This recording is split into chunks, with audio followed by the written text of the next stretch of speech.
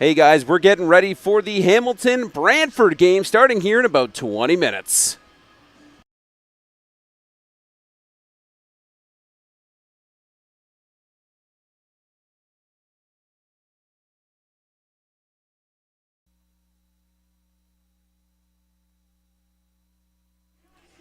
We'd like to thank you for joining us already. We got Hamilton-Brantford coming up. And again, a quick thank you to all of our sponsors before we get started here. We'll hear more about them later, but a big shout out to Team Linked, Area 51 Sports Apparel, Barron Championship Rings, the Buffalo Bills, HelloFresh, Momentum Fundraising, Quest Awards, and of course our big community thank you to everybody helping out from the Western Mustangs, the London Junior Mustangs, the London Beefeaters, and the Forest City Thunderbirds. Again, stay tuned. We'll be kicking off around 11:30.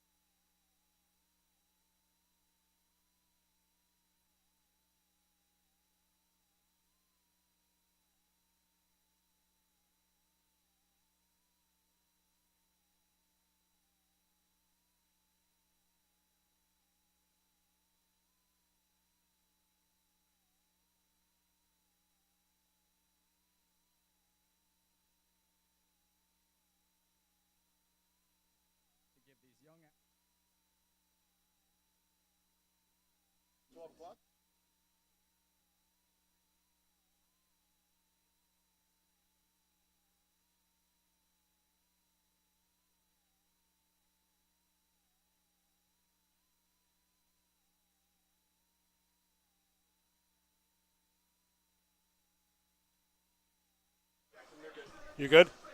Okay.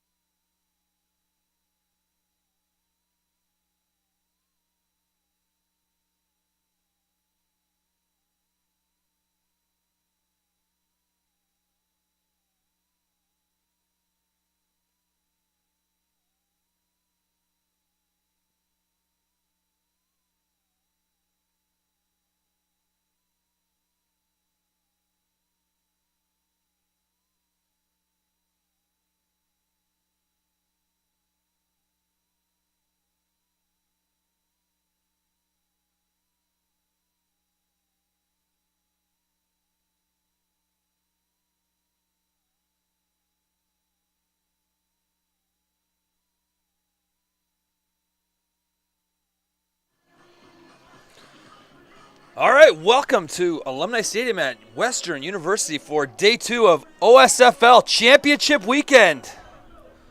I'm Matt Snyder, joined here by the godfather of local sports commentary, Ron, the smoothest, silkiest voice of an angel for Werda. Ron, great day. Coffee, bacon, eggs, and football in the morning. What a way to start your Saturday. Fantastic day here in the Forest City. Beautiful day. Cloudy, warm. Weather is going to be a factor in this game here today, a little bit later, Matt. The Hamilton Junior Varsity Tiger Cats in all black, and the Brantford Bison, red jerseys, black helmets. We got U16 Kenemy Memorial Cup championship game between the Brantford Bisons and the Hamilton Junior Ticats. Couple great games last night, Ron. What did you think about last night's episodes? Well, last night we had a couple great games. The Forest City Thunderbirds came in to start the day. Came back from behind, dug out a really hard-earned victory, as I believe we're going to just pause for a moment for the playing of our national anthem.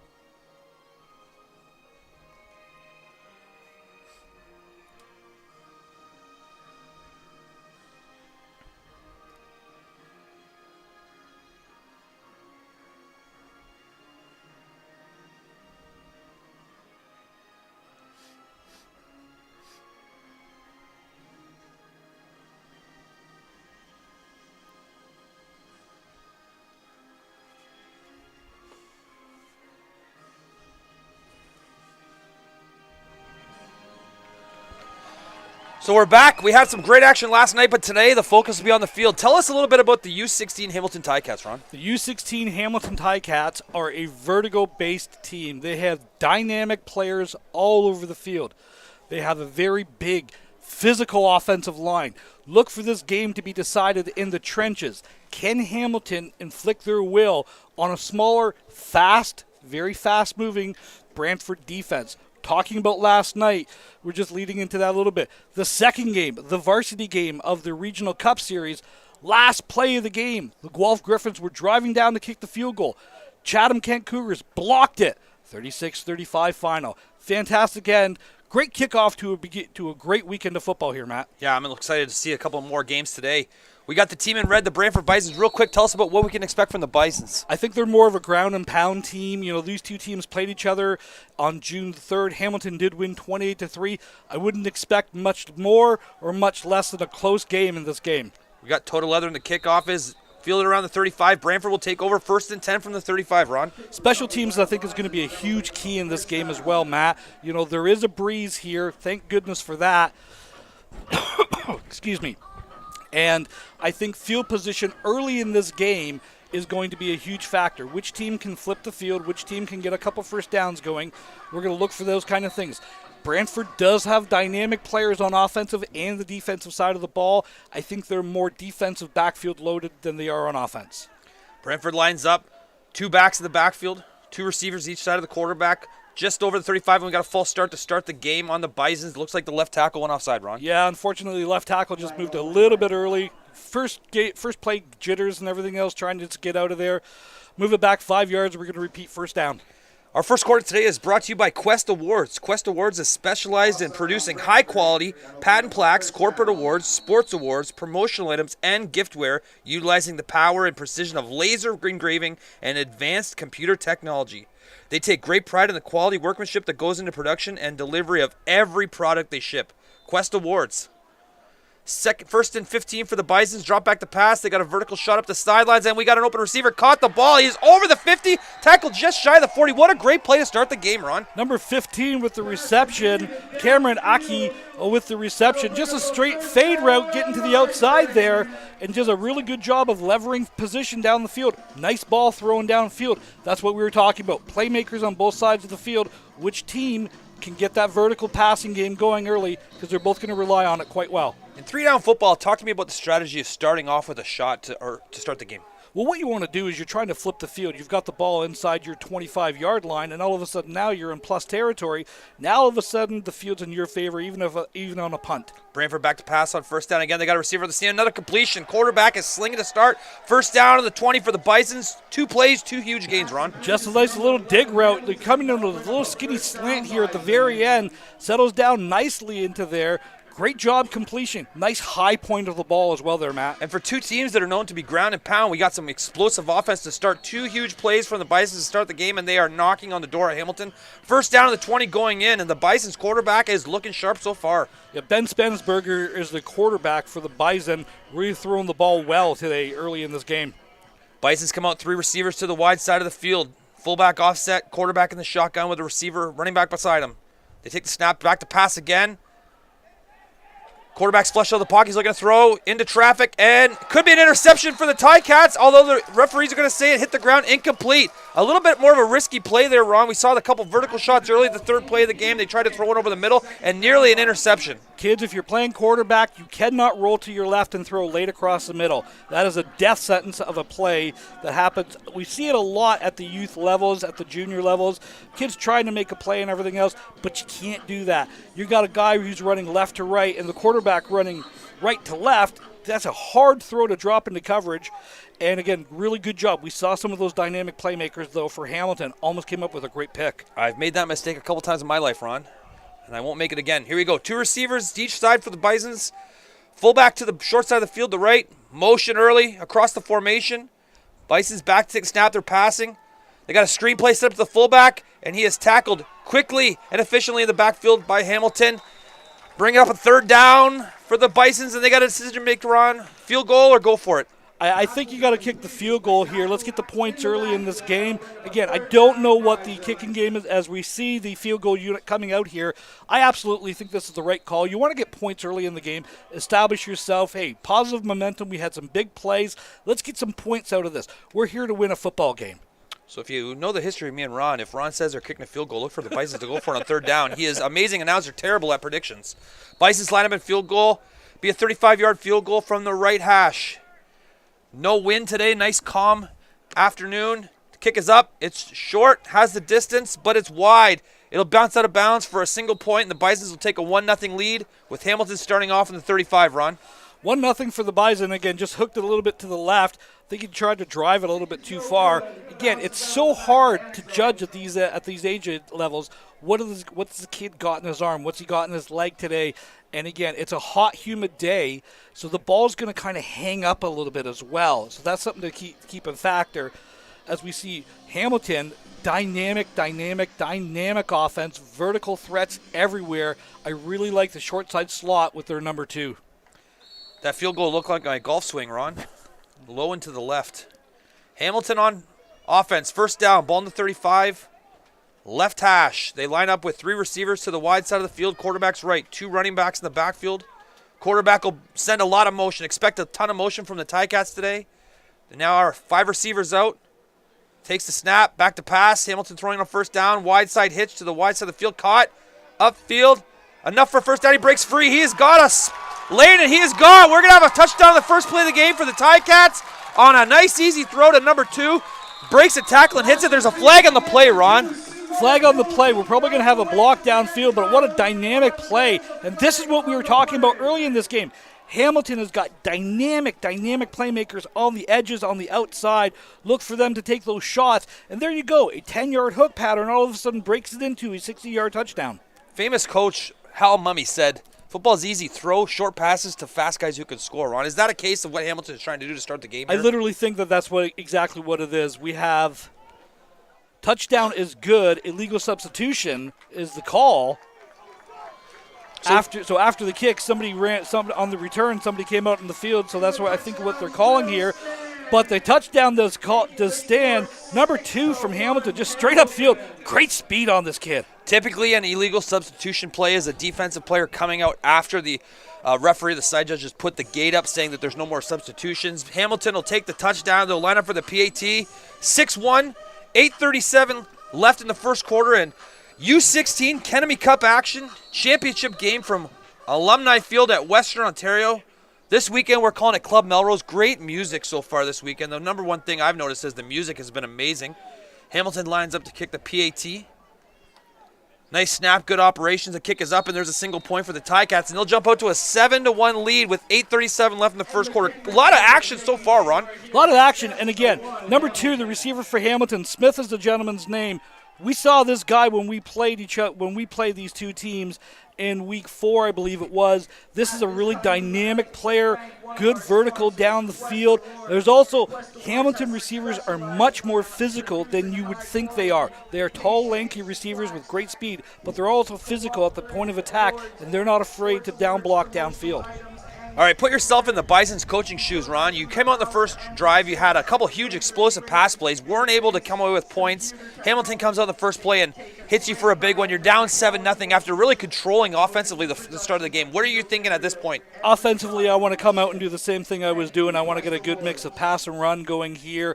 I want to try to establish the run game to try to back those DBs off a little bit. I'm not really changing much for Brantford right now. Maybe, okay, everyone got that out of their system. Let's go out and play some football now. Ticats line up to kick off in the 35. Kick is away. Short onside kick. Brantford touches it. It's going to be a live ball. Hamilton recovers. There's a flag on the play. We'll see how it's assessed, but Hamilton definitely touched that ball in that 10-yard neutral zone, allowing Hamilton to be able to field that ball cleanly. We'll see what the penalty is here, Ron. We have an offside against the Hamilton Junior Varsity Ticats here. Unfortunately, number 74, I believe it was, did actually touch the ball for Brantford on that, so that was how they were able to touch it before the 10 yards, but I think a gentleman lined up offside or left just before the kick. Is there anything more frustrating than getting an onside kickback and having somebody offside far away from the kick? No. Very frustrating. Honestly, there's not much, because you've got all the momentum in the world at that point, and you're going for a kill shot at that point. So it's unfortunate, but we're going to line up. We're going to do it again. So back Hamilton up 5 yards. They'll kick off from the 30-yard line, up 7-0 with 8:34 left in the first quarter. And U16 OSFL action. The kick is up, and it is deep down the middle, fielded cleanly by Brantford. He's over half.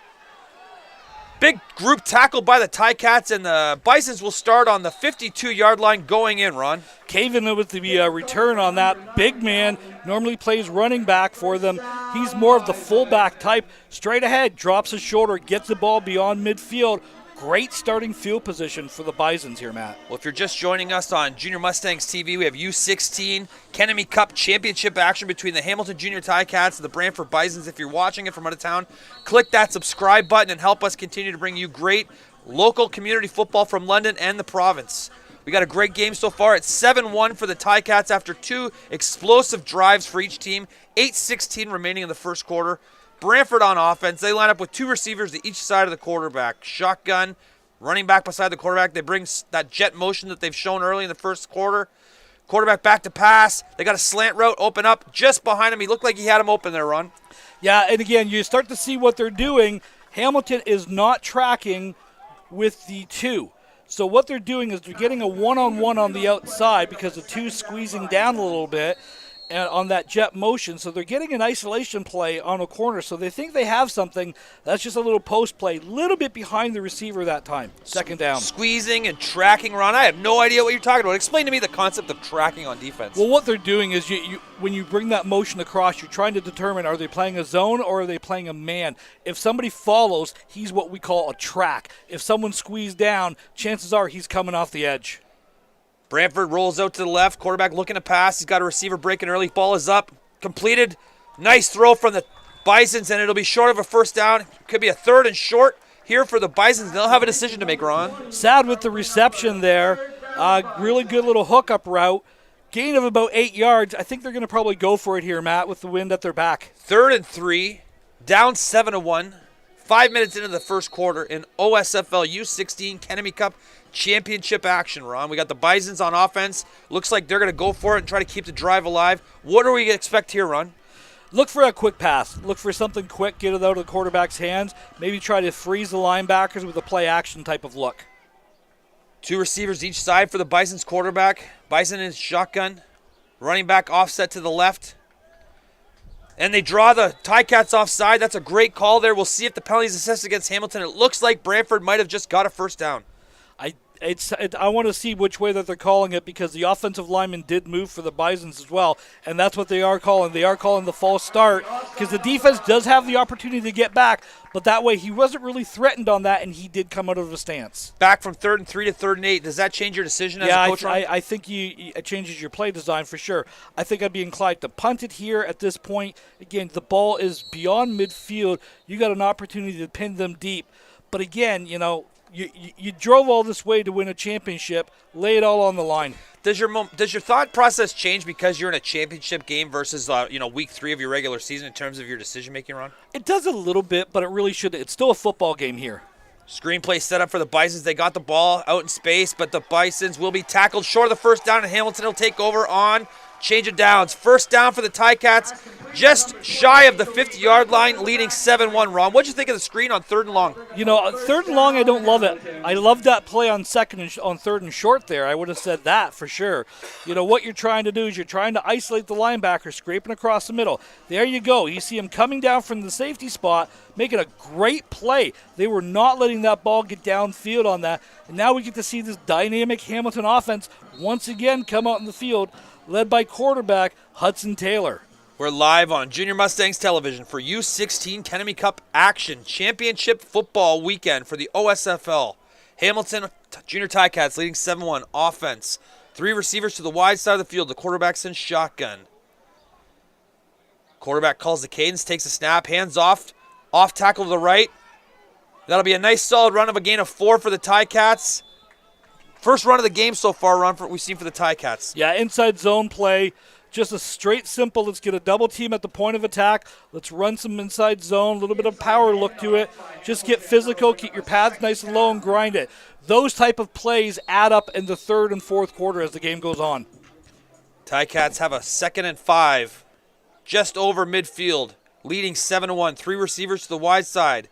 Lot of motion for the Ticats now. 6 receivers, no running backs. Quarterback back to pass. Takes a snap, turns, quick screen to the right to number 2, and he drops the pass. Looking to get the ball to the explosive player that they had the first success with, Ron. Yeah, Smith is the intended receiver on that. Just slips right through his hands there. They got something going on because they're not really bumping over. You've got a +1 advantage. And look at how high that corner is playing there. He's playing at about 12 yards there. You're just going to run a hook on that all day. Ron, did both teams forget their punters on the 401? Looks like Hamilton will go for it on 3rd and 5, just over midfield. 3 receivers to the wide side of the screen for the Ticats. A lot of motion. 1 running back now. Quarterback calls for the cadence. Early motion from the offense. Screenplay. Dropped. It'll be a turnover on downs for the Ticats. Brantford will take over. Looks like they had a bit of early motion that was not called, and Brantford will take over on 3rd down. We've seen 2 drives in a row now where the offense has turned the ball over on 3rd and short, unable to get a first down, Ron. Yeah, these are huge, and this is what we were talking about earlier, special teams coming into the play. Maybe these guys are only playing 2 facets of the game, but special teams is such a huge game, huge part of the 3-down game, especially the 3-down game.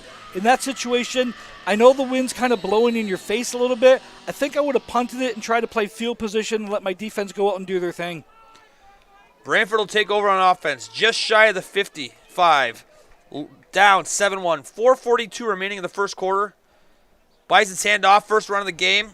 Off tackle to the left. Another solid game for the Bisons. Could be 3rd and 6 or 2nd and 6, Ron. Yeah, good gain just off the left head. Just again, it's a very similar play to the play that Hamilton just ran. You just run in that inside zone or that off tackle. Just get behind your big lineman, get your pad levels nice and low, and keep grinding your legs going.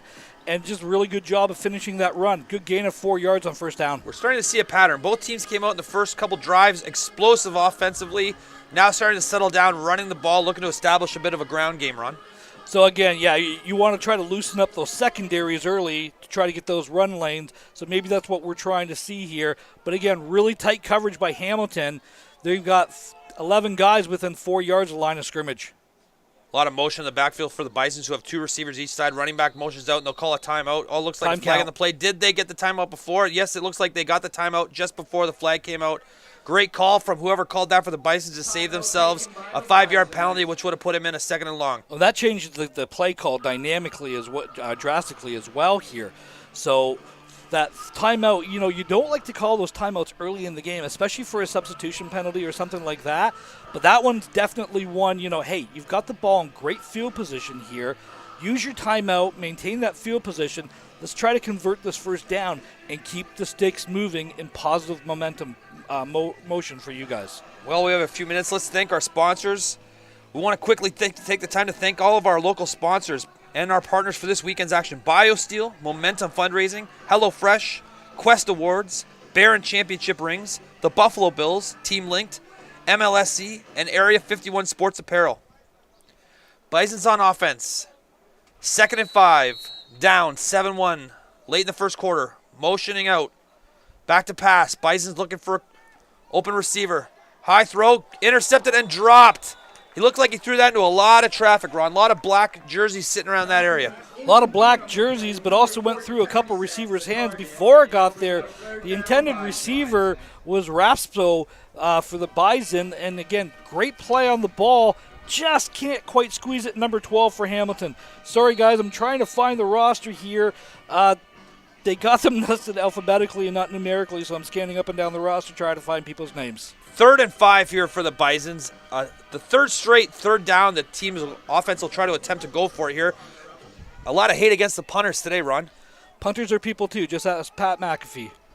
3 receivers to the wide side of the field for the Bisons in red. Drop back to pass, quick screen, throw it out early. He's caught the ball, he's got some space, and it'll be close. There's a flag on the play, and it's going to be a close spot for the 1st down. We'll see what the referees assess here, Ron. I think he's going to be short of the 1st down, but you're also going to have a hold on the wide receiver there. I think he got outside the cylinder here. If we can get that replay, I'm not quite sure of it. I think right here, yeah, right there. See how he hooks him? They're going to call that a flag every time. He got outside the cylinder, so the cylinder is what we call outside of the shoulders. He got outside of that. Moved his shoulders a little bit. They're going to call that a hold every time, especially when you're out on an island like that. So depending on the spot, it would probably make sense for the Hamilton Ticats to decline that penalty and take over on downs, correct? Well, depending on what on the spot was, and I think that's exactly what they are doing, so the penalty was declined because he didn't quite get yards gained. So now it's 1st down for the Ticats at the 47-yard line of Hamilton. 1st down for the Ticats, 3:03 remaining in the first quarter. Just shy of the 50-yard line. A lot of motion for the Ticats. They'll end up with 3 receivers to the wide side of the field, 1 running back in the backfield. Brings the slot receiver down in motion. Quarterback back to pass. A lot of pressure from the Bisons. He's got a receiver open on the sidelines. Caught. First down and more. He's running. Be a gain of 14 yards for the Ticats on first down. Matt, one of my favorite plays there. So what you've got here is you just got what I would call a ghost concept. You got a go and you got an out. So you have the clear out route taking the safety across and the inside receiver coming to hit the out on that short side of the field. In the Canadian game, it is so hard to cover that route with any consistency. Ron, I know two things about you. You love classic music and out routes from slot receivers. Yep. Here we go. First down for the Ticats. Just over the 50-yard line of the Bisons. A lot of motion for the Ticats. They love to bring that pre-snap motion. One running back in the backfield. Ticats turn, hand off. A lot of pressure for the Bisons and the running back. He slips through. He's breaking some tackles, and he is still going. There will be a nice, solid gain into what could have been a loss for the Ticats there. The running back is able to keep his feet turning and turn that into a 6-yard gain, Ron. Yeah, Jeff Taylor was the ball carrier on that, number 22 for the Ticats. Really good job. Look at him keep his legs driving after contact. He got about 5 or 6 yards after contact. He was hit almost immediately, Matt, and just keeps driving his legs, keep churning them out. Those are the plays that add up later on in the game. 2nd and 4 for the Ticats. They bring 2 receivers across into the wide side of the field. 2 running backs for the Ticats. Quarterback's in shotgun, turns, hands the ball off left off tackle. Outside, he's not going to be close enough for a first down. It'd be 3rd and 1. Another tough choice, but so far we've seen both teams being aggressive on 3rd down. Do we expect to see Hamilton go for it here, Ron? Absolutely, I do. I think you're going to be like a half a yard short on the spot here, so it is going to be a 3rd down. But again, Canadian game, you got to give them that full yard here. I think you see like a big package coming in here, and they just turn around and grind the ball out and get that half yard that they need. 3rd and a couple inches. It is close, and here comes a lot of big bodies wearing 90s for the Ticats. So expect them to see that heavy package that they've been known for, and we've seen firsthand. It'll be a 3rd and short. Expect a quarterback sneak here, Ron? A quarterback sneak or turn around and hand it off to one of those dynamic playmakers. I think the running back that you want to keep your eye on here is number 23, Sino. A lot of big bodies in the middle of the field for the Ticats in black. A lot of motion. Quarterback sneak. They push the pile, and they got enough for a first down and more. The easiest play in football is the quarterback sneak on 3rd and an inch as the clock ticks under 1 minute in the first quarter.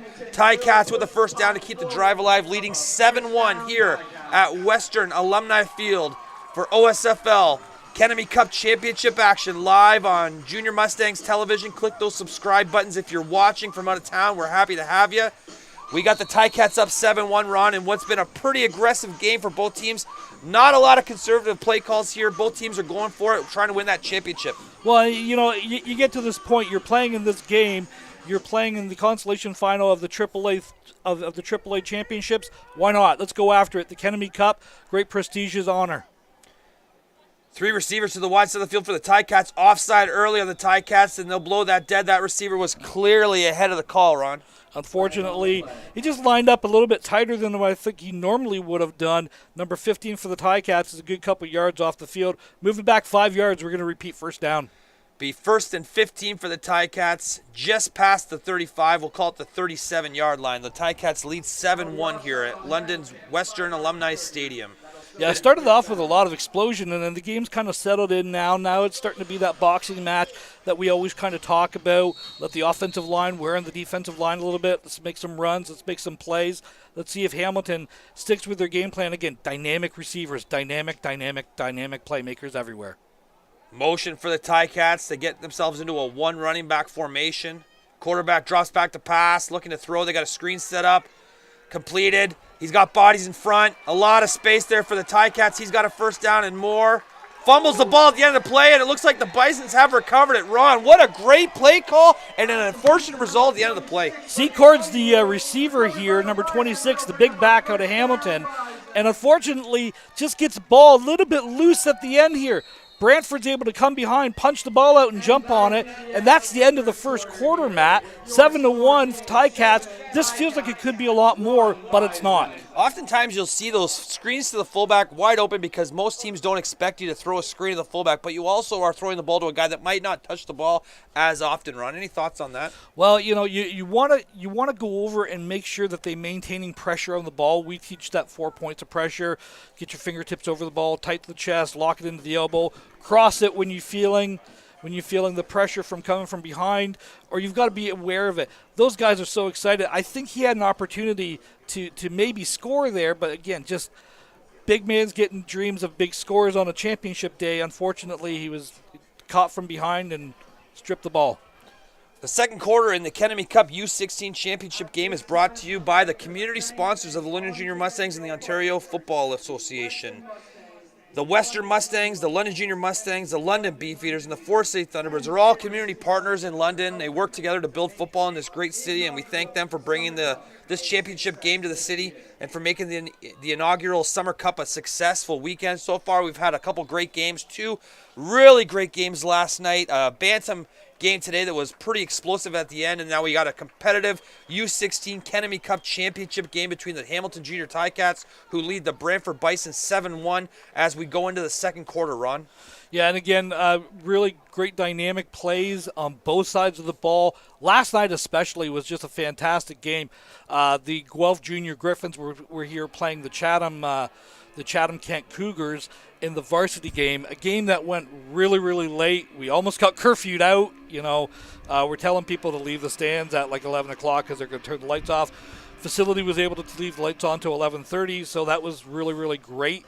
But again, a kick blocked on the last play of the game, attempted by the Griffins, unfortunately. And again, all these games, guys, you can see on Junior Mustang television. You can go back and watch them anytime and talk and look at what are we talking about?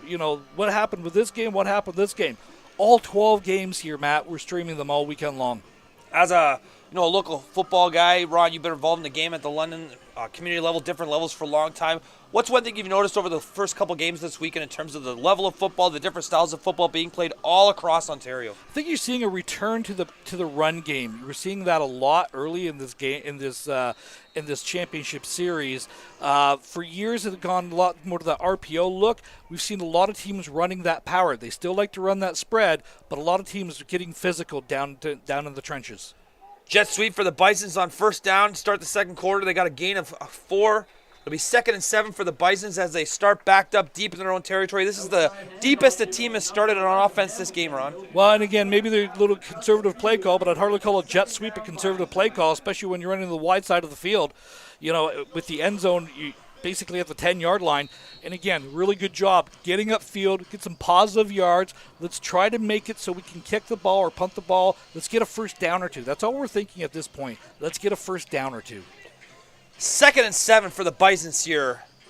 14-yard line, backed up in their own territory. 2 receivers to each side for the Bisons quarterback. 1 running back offset. He motions over to the other side. They got a fullback to the wide side of the field. Jet motion. They're going to fake the handoff. They're looking to throw. They got a post route over the middle.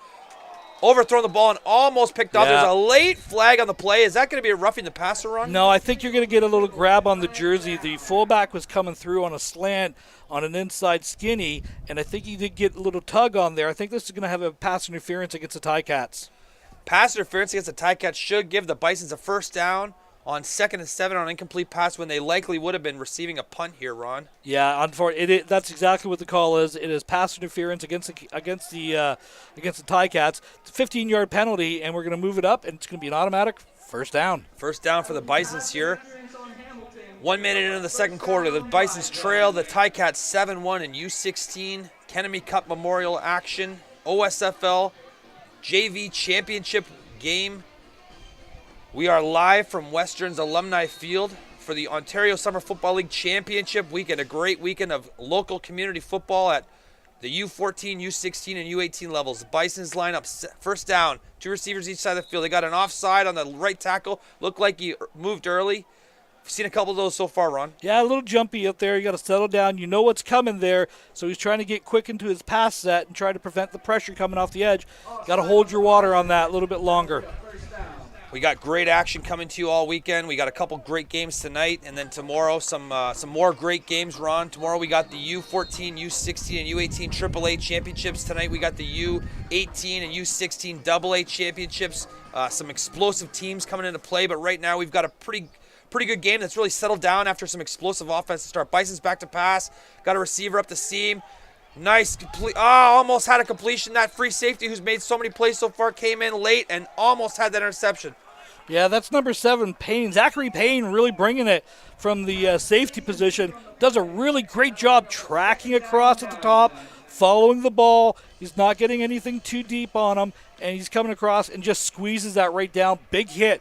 Zachary Payne brought the pain for the Ticats, putting the Bisons in a 2nd and 15 here. Backed up deep in their own territory. This has probably been the toughest field position they've faced so far. We'll have to see how the Bisons come out and try to convert this first down. They'll line up with 3 receivers to the wide side of the field. 1 running back beside the quarterback in shotgun. 2nd and 15 here. The Bisons are in red. Back to pass, 3 receivers out. Looking to throw the wide side comeback. He's short, and it'll be an incomplete. And we'll probably see a punting situation here for the Bisons backed up, Ron. Yeah, I would imagine so. So they're trying to hit the out on to number 17 there. Brantford he's kind of being their go-to guy. Rospio is the receiver. And what they're trying to do is just try that lazy, we call it like a lazy route, where you're trying to hit the out about 12 or 15 yards, as I think we see the offense still out in the field for the Bisons. An aggressive call here on 3rd and 15, backed up with the ball just shy of your 25. Let's call it the 24.5 run. Do you like this call? No, this is a little bit much, unless you've got a quick hit or something coming up here. Yeah. Yeah, here we go. Quarterback backs up to kick it. Quick kick out. That'll bounce just around midfield. Payne will pick it up. He's past the 50, the 45, up the sidelines, past the 40 to the 35, and this will end up being a great field position run. Do you like that call, or would you rather have seen the Bisons line up in a traditional punt and kick it deep? Well, if your punter is your quarterback is the punter, then sure, why not? You've got a couple guys lined up offside or onside.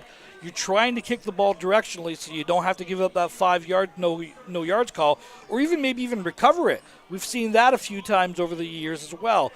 But if your quarterback is not your normal punter, I think I would have gone with a normal punt formation there and just try to get as much yards as we can. The thing that kind of jumps out to me on that quick kick is you got 5 offensive linemen who aren't hired to cover kicks, trying to cover that kick. No. Puts them in a tough situation. First down for the Ticats on the 36-yard line, going into the Brantford Bisons, leading 7-1. Ticats up, 3 receivers to the short side of the screen. Ton of motion for Hamilton. That'll be a thing we see all day. Quarterbacks has 1 running back behind him in the backfield. Starts his slots in motion, back to pass. He's got a receiver open underneath, completes it for a 5-yard gain. It'll be 2nd and 5 for the Ticats, Ron. Just a little sit-down route here, hooking up in the soft spot of the zone. Good gain of about 4 or 5 yards on that. Number 18 on the reception for the Ticats. We've called his name a couple times here, Matt. Now, we see Hamilton running a ton of motion pre-snap. You'll see receivers and running backs running all over the field. What's the thought process behind using motion early in your cadence to really distract the defense? Well, what you're trying to do is get them to declare, are we playing the zone or are we playing man? Is someone following? Is someone tracking them? Or are they playing into spots? So this is going to tell you right now, just by how they're flowing over, chances are they're in zone coverage here. 2nd and 5, Hamilton back to pass. He has a receiver open. Pressure from the Bisons, and he will go down. Huge sack for the Bisons there on 2nd and 5 to put Hamilton back at a 3rd and long, and they'll have a choice to make here. What's the call, Ron? I think at this point, as we already see the punt unit coming on, I think this is a little bit far. We saw that at field goal attempt earlier, and legs just not quite there at that point. We saw, this Hamilton team lined up for a 40-yard field goal when we played them, Matt, and it was pretty darn close. But I think this is a little bit outside of his range. I like the call to punt the ball. Brantford really hasn't done much offensively. Lean on your defense a little bit, play the field position game. Hamilton, punter back to punt. He will punt the ball from just shy of the 55-yard line. We'll call it the 54. 2 returners back for the Bisons. We got 2 receivers spread out wide on each side for the Ticats. There's the punt is up. It's in the air. It's a short kick. It's going to bounce around the 20-yard line. It'll bounce past the Brantford receiver. He's going to pick it up in the end zone. And does he give up 2? Oh, the ball is loose, and it is a live ball. And we'll see what happens here. It looks like Hamilton thinks they have it. I think this might be a touchdown. He touched it and then went into the end zone. We wait patiently for the... We'll call it a single. The referee was really testing our patience to make that call, and they'll call it a 1-point single for the Bisons, which will give the Ticats a ball. That's a very lucky play for the Bisons on something that could have been a disaster, Ron. I want you to check this. This receiver touches the ball in play. Wait for it. Right here. Okay. You've touched the ball. That's a safety. That's a safety in my books. Well, We're not getting paid to ref. The refs do a great job. We have refs from over 12 different officiating associations across Ontario. Special thanks to the London refereeing crew and Trevor Semple, the referee-in-chief of the OSFL, who went out and organized crews for 12 different games at 3 different levels across a 3-day weekend. The referees are an integral part of it. As a coach, I don't always agree with what they do, but we do appreciate the effort that they put in. And you can't have it. You can't play the game without them, Ron. No, you know what? Let's be honest. You know, we're up here. We're just talking football. This is great. Kids are out here are really doing well. But the real heroes out here are the refs. 12 games that they're doing. Brantford rolls out to the right, back to pass. They got a receiver breaking to the sidelines, throws it. Great timing, completed for a first down and more, and he has got a first down gain of 15, Ron. I like the route concept. You just do a little sit down out, so you get into that 12, 15-yard mark, sitting down. Hamilton's playing way off. They're playing way off on that corner. We saw them trying to take advantage of that earlier, maybe with the step off, but you're starting to see them back off a little bit because they know Brantford's got playmakers out there. If you're a young football player in Ontario, you're coming to the end of your football career, you're a parent, you're a guy that's graduated, and you're looking to stay involved in the game, refereeing would be a great option, eh, Ron? Get out there, find your local officiating crew, your officiating association in whatever city you live in, send them an email, send them a message on social media, give them a call, and get out there and referee the game. It's a great way to stay involved. We desperately need great officials in Ontario to keep this game going. There's an opportunity for people to move up to high levels if you're a referee, and also, hey, we got a lot of people that know the rules. Let's get out there and enforce them, right, Ron? Absolutely. You know what? I will harp on the referees constantly. You've heard of them in my broadcast, but they're doing a fantastic job. Bisons back to pass. They got a slant route over the middle. Caught. Great explosive play. Another first down for the Bisons. Here's that explosive pass offense for the Brantford Bisons coming back into play, Ron. Really great job of going out to get the ball there. Siad, we've called his name a couple times as well for Brantford. Just look at how physical he is at the point of attack. Keeps his legs driving. Low pad level. Finishes the run. And then 5 more yards after contact. First down. Now we're starting to see Brantford gain some traction again on offense. Seems like Brantford's had their most success when they're throwing those quick pass routes and trying to get the ball to receivers and letting them run after the catch, Ron. Well, that's what you want to do, is you want to let, like you said earlier, let your athletes play in space and get them the ball and allow them to beat a one-on-one. 3 receivers to the short side of the field for the Bisons, who turn and run a draw play to the running back. He's tackled quickly in the backfield, but he keeps his feet turning. It'll be a minimal gain for the Bisons on first down. Bring up a 2nd and 8. What do you think about the draw call, Ron? Yeah, I like the draw call, not necessarily the execution quite as much. But again, the secondary is bailing, so they're dropping off. So the thought is, okay, well, if we can get a little steam, we're going to get 7 or 8 yards on this carry on just a simple middle run. This is, he does a really good job of getting the 2 yards because he's hit about 2 yards in the backfield. Join us at 2 p.m. for the U16 Sandy Ruxtl Cup between the Vaughan Rebels and the Sudbury Gladiators. After that, we'll have Cornwall and Hamilton face off in the U18 Kennemy Cup. But first, we have the Hamilton Junior Ticats against the U16 Brantford Bisons and KJ Kennemy Memorial Cup U16 action as the Bisons throw a slant route on 2nd and 8 for a gain of 5. We'll have a 3rd and 3, 3rd and 4 for the Bisons here on the 40-yard line with a tough choice, Ron. Well, 40-yard line, I'd say they're probably going to go for it at this point. You're down a full score. I've been wrong before. I'll be wrong again. But I like the play call. You're starting to move the ball a little bit. Consistency. Keep it going. So look for Brantford to punt the ball here. Yep. 3rd down. As Ron says, he expects him to go for it. It looks like they have the offense out on the field, so the Bisons will go for it on 3rd and 3, 3rd and 4 here in a very aggressive game so far. Great U16 championship action between the Ticats and the Brantford Bisons, some 401 rivals, and they'll get a timeout from the Hamilton side or Brantford sideline. That'll be their 2nd and a half, and it looks like they're going to take a couple of seconds to regroup and reevaluate their choices here, Ron. Well, now you're starting to think about it. The split decision is to go ahead and let's go for this. I still think they're going to go for it, but maybe they just didn't like their play call or didn't have the right personnel in. We're going to check on that. But you know what? 3:48 left, 8-1. You've had some opportunities down the field, just haven't been able to put together a consistent drive. I don't mind the call going for it here on 3rd down here, Matt. If you're watching today's game on television, you're heading down for some games later this weekend, stop at the Subway and the 7-Eleven near the field. They've volunteered to donate some great food for all the volunteers running this weekend and making this weekend possible. So go and support some of our local sponsors. Grab yourself a nice sub for dinner with the family. Head on over to 7-Eleven, grab yourself a big gulp. I haven't had a big gulp in a while. Well, it's been a couple days. I love those big gulps, Ron. You know me. Big gulp of the slushy. Big gulp of the slushy. The Slurpees. Just throw it in there. A couple, a lot of ice, a lot of Pepsi, and keeps old Snyder happy. Yeah. We got Junior U16 JV action, Kenemy Cup championship game between the Hamilton Ticats and their 401 rivals, the Brantford Bisons. Brantford on offense faces a 3rd and 4 from the 40-yard line going in as they trail 8-1 with 3:48 in the second quarter at Western's Alumni Field. You're watching this live on Junior Mustangs television. Hit the subscribe button right now if you're watching and keep local football action on television. We got a movement on the first down. It looks like nobody knows what's going on. The play is live. Brantford's going to throw a deep completion. That looked like a play that was confusion all across the board, Ron. But at the end of the play, we got a Brantford first down on a huge reception. What happened there, Ron? Gabriel Hamilton just stays alive. Hamilton came across, but here's the thing that everyone forgets. The defense is allowed to get back and reset. As long as the offense doesn't move, it's not a dead ball.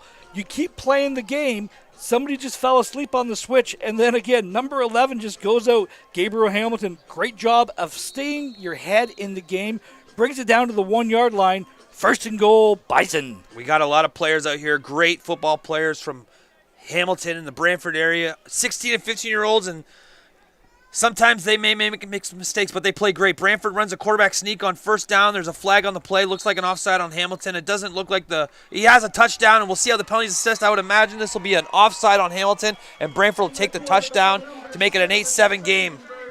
Yes, Spannenberger, it is exactly an offside call for the junior varsity Ticats, and that'll be declined. Now we are game on. We are 8-7 pending the extra point. 8-7. Brantford is back in the game. They had that huge completion on the play before where there's a lot of confusion. I think both teams stopped playing thinking that there would be a penalty, but the play was continued on. Brantford's receiver stayed alive, caught a huge pass and put him on the first down on the 1-yard line, Ron. And Brantford, pending the PAT, will tie this game up after having a little bit of a slow second quarter. There's the PAT. 8-8 game, Ron. Great job coming back, and that's why that 3rd down call was so important on that as well. Taking the timeout, making sure that you got set. Great use of your timeout there. But again, really, really good job of staying with the ball. I really like how both teams are, they think, we have an advantage here athletically. We're going to take some vertical shots. I really like the passing game. Both quarterbacks are being on point today so far. Yeah, great quarterback action from both teams so far as we sit here tied at 8 with 2:54 left in the second quarter of U16 Kenemy Memorial Cup championship game action from Western's Alumni Field, live on Junior Mustangs television. I'll say it once again, click that subscribe button if you're watching. Continue to allow us to bring great local and provincial community football to you across all facets. We got 3 levels of play, U14, U16, and U18 action this weekend. 12 great games. We got a great one here. 8-8 score between the 401 rivals, Hamilton and Brantford. 401-403. I'm not a geography guy, Ron. Brantford to kick off. 3-minute warning. Blown in by the referee. And the Hamilton Ticats wait to receive this kick. Short kick here for the Bisons. It's an onside kick, and they look like they have a chance to recover it. And the Bisons will recover the onside kick. 2 onside kicks in the first half, Ron. 2 onside kicks, and I believe they recovered it, but there is a late flag on that. See, I don't know what maybe that's because he recovered it underside the 10 yards, but he went up and tipped it back. Did the ball travel the full 10 yards before it came across? We will see, Ron. We'll have a conference with the referees here to assess that penalty. Looks like offside on the Bisons here, and they'll have to re-kick, I imagine. Oh, first down for the Ticats. They'll take the penalty and take the first down. I'll be honest, I never know how those penalties are assessed because there's so many different scenarios in those onside kick situations. Did he touch it early? Was there an offside? At the end of the day, Hamilton's going to get possession. They're obviously going to take the ball there, Ron. Yeah, I think what they're saying is he would have recovered it at the bottom of that pile, so rather than having them re-kick it, they're just going to take that ball. Really like the play call. Nice high moonshot over to the short side. This guy does look at here. High point of the ball, tipping it back. I thought Brantford had it at that point. Boy, oh boy, I don't know. We got some explosive offensive action so far this game. Both teams have really just gone all out, holding nothing back as the Ticats line up on first down just past the 55-yard line. A lot of motion for the Ticats in a tie game. 2:53 remaining in the first half. Ticats quarterback, one running back behind him, drops back to pass. Quick throw to the wide side of the field, number 17. He's upfield. He's got a lot of space. Breaks the tackle. He's got a first down and more. Both teams have had a lot of success throwing those quick screen routes to the wide receivers, Ron. Montour with the reception on that, number 17 for the Ticats, and does a really good job. Just look at quick little step off, 1-2. You're playing off 10, 12 yards. You're going to see a lot of those all day. Make a man miss in space, first down, big gain. A lot of people will see that throw as a pass play, but that's really just an extension of your run game, Ron. No difference between that play and a toss. No, absolutely none, and that's exactly what you're trying to do, is you're just trying to get to the ball to the edge and to space, just exactly like a toss or a play. Ton of motion for the Ticats. Quarterback back to pass. He's got a receiver open up the seam. He can't find him. A lot of pressure. His quarterback scrambles, throws the ball to the out route, caught by number 2 for a huge gain and more. Great first down for the Ticats as they continue to move the ball. 2:17 remaining in the first half in this tie U16 Kennedy Cup Championship game action, and the Ticats are driving, Ron. And this is what we were talking about, those dynamic play receivers for Hamilton. Smith is a great big vertical threat, great big tall athletic kid, great speed. Make one guy miss, make a second guy miss, and off you go. First down for the Ticats, 25-yard line, going in. 3 receivers to the wide side for the Ticats. Quarterback takes a snap. He's back to pass, throws a little bubble screen to the left side of the field. 18's got moves and more. He's got space, tackled with a great tackle from the Bisons after a gain of 5. It'll be 2nd and 5 for the Ticats as they continue to drive closer and closer to the end zone of the Bisons. Yep. Wellstead's the ball carrier on that. Just again, all you're doing is trying to hit that little slip screen and get the ball in space to your athletes and your playmakers. There's nothing really fancy about this. You're right. This is an extension of the run game, and they're doing a great job of isolating the guy that they want to carry the ball or get the ball in the hand into the zone coverage. Hamilton is doing a great job of spreading the ball around, getting a lot of different players' touches here. First down, back to pass for the Ticats. 2nd and 5, throws underneath, caught for a first down, just over the first down. And it'll be 1st and 10 for the Ticats. Just past the 15, we'll call it the 14-yard line. Hamilton continues to move the ball. 1:27 remaining in the half. Tie game and U16 Kennedy Cup action here, Ron. Montour with the reception, but I'll tell you something. If we can bring this replay back up, you had number 14 coming across as the inside slot on this, wide open on the post. I think he got 7 points here. See him, he's just breaking across. I know there's a late safety, but he's more tracking the other guy up top. I think he had an opportunity to put some points on the board there. Ticats line up 3 receivers to the wide side of the screen. They bring a running back out for a 4th receiver. Quarterback back to pass. He's looking to his left. Pressure from the Bisons, and there's a big sack for the Bisons on first down. The Ticats will face a 2nd and long. Brings them back out past the 20. We'll call it the 24-yard line for the Ticats here. 2nd and long, Ron. A lot of pressure for Bisons. A timely blitz. Yeah, big blitz coming off, so they're bringing the weak side blitz, and they're just coming right through. Great pressure right off the edge. They brought one more that they could block that time. Sindhu was the gentleman who actually got to the ball, got to the quarterback. Big loss of about 7 yards on that. 2nd down, Matt. And I think they're just going to wait for the clock to run down a little bit and call a timeout. Good clock management here for the Ticats. They don't want to give the Bisons a chance to get a drive if they are able to score here. So facing a 2nd and long here for the Ticats, they call a timeout. They're first of the half. They'll huddle up on the sidelines and regroup to make this decision. Do they need to come away with some points here, Ron? What's your thought process in this situation, knowing that you're in a tie game, it's 2nd and long, you're kind of in a tough spot to get that first down? Do you go for the end zone here, or do you run the ball and try to get yourself into a field goal range for 3rd down? I like going for the shot on this one. You know, let's kind of get some big points on this. I feel pretty comfortable that I'm in field goal range at this point. The wind's at my back, which is also a bonus. I want to take the shot. I want to try to hit one of those seam patterns that we've seen some success with. Maybe try to get that motion where you can maybe freeze the guy to get him to jump up and get something, maybe a wheel or something behind it. The Riverboat Gambler, Ron Forwerda, says, take the shot on 2nd and long. We got some great U16 football action here. 8-8 game, 52 seconds remaining in the first half between the U16 Hamilton Junior Ticats and the Brantford Bisons in Kennedy Cup Memorial action live on Junior Mustangs television. Hit that subscribe button. Check out all the great games coming up this weekend. We got a great game in front of us at 2 o'clock, the Vaughan Rebels and the Sudbury Gladiators in U16 Sandy Ruxtall Cup action. And then at 4:30, we got Cornwall and the Hamilton U18 team in the Kennedy Cup Memorial U18 Championship. 7:30 tonight, we got the Sarnia Sturgeons and the Huronia Stallions in the Rexdale Cup U18 AA Championship. And then tomorrow we're back for a full gamut, 5 games, including the U14, U16, and U18 Provincial Cup Championship AAA games. Great action here, but we got a great one to start right away in front of us. We got the Ticats back to pass on 2nd and long. They throw a quick pass to the flats. Running back catches it. He's got space and more. Great tackle from the Bisons. Oh, he breaks a tackle and he's still going. Not going to be enough for a first down, but it'll be close here, Ron. What do you think? This is really, really close. You're going to be about 2 or 3 yards short of the first down. Great little slip route. That's what you do when you run speed. This is why you run all those motions. Are they tracking? Are they following you? What are we doing? It's going to be a 4th or 3rd and about 1.5, 2 yards here. Matt, here come the big boys. What do you think, Ron? Do you kick the field goal and take the lead, or do you go for it and try to keep the drive alive, knowing if you don't convert it, you come away with no points? I like, you know what? You didn't get this far to kick the field goal at this point. I think you go for it because you still have a timeout in your back pocket. You can still, after the first down, the clock's going to stop and you can reset it again. I would definitely have kicked the field goal here, Ron, but that's just me, and I am very conservative with my money, with my food, and with my football decisions. And the Ticats do not convert. Great stand by the Bisons to come alive on 3rd down. 0 points for the Ticats after a great drive. You still like that call, Ron? You know, I don't mind it.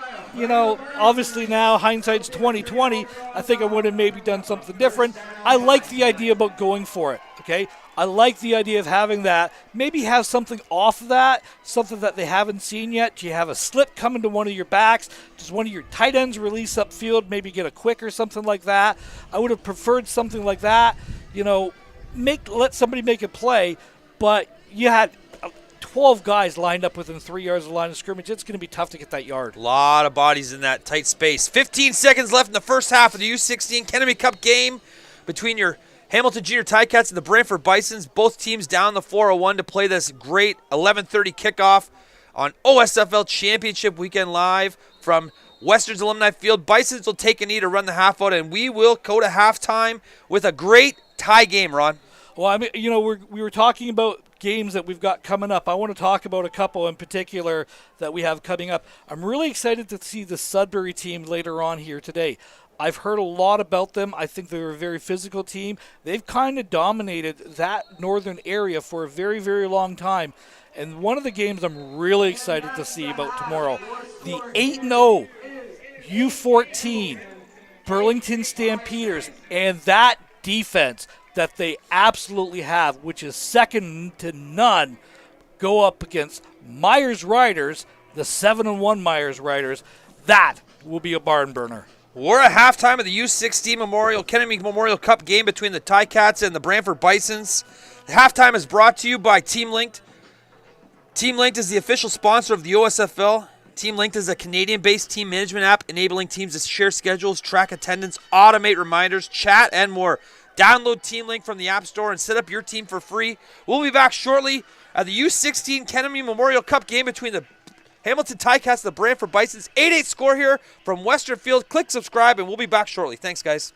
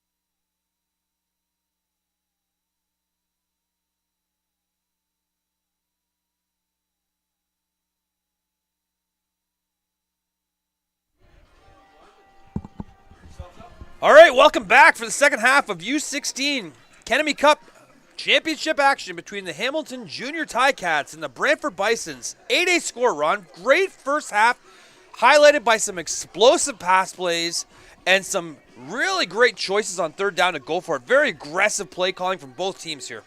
Yeah, it's been the vertical passing game, getting the ball into space to your athletes. It's kind of been the keys to this game. Again, we saw Brantford take a couple strikes early in that game, taking a really couple nice big shots downfield, had a lot of momentum going. Then Hamilton turned around and countered it right away with a big long play. And ever since then, it's kind of been that back and forth. Brantford scoring again to tie it up late in the first half, but that back and forth, it really doesn't feel like one team has the advantage over the other right now. Really still a feeling out process. We're live from Alumni Field at Western University. You're watching live on Junior Mustangs Television. Hit that subscribe button, which will allow us to continue to bring you great local community football action from London and across the province. 12 great games this weekend, Ron, highlighted by the U14, U16, and U18 AAA championships on Sunday. But tonight, we've got the U16 and U18 AA championships. What do you think about those games coming up? I'm really interested to see the Sudbury Spartans play. I've heard a lot about this team. I think they're very dynamic. Vaughan's a very big physical team as well. That'll be a great game. And then tonight, the big one, Huronia. Heard a lot of positives about them as well. Cornwall is also in the mix today. So some great games happening over the course of the weekend.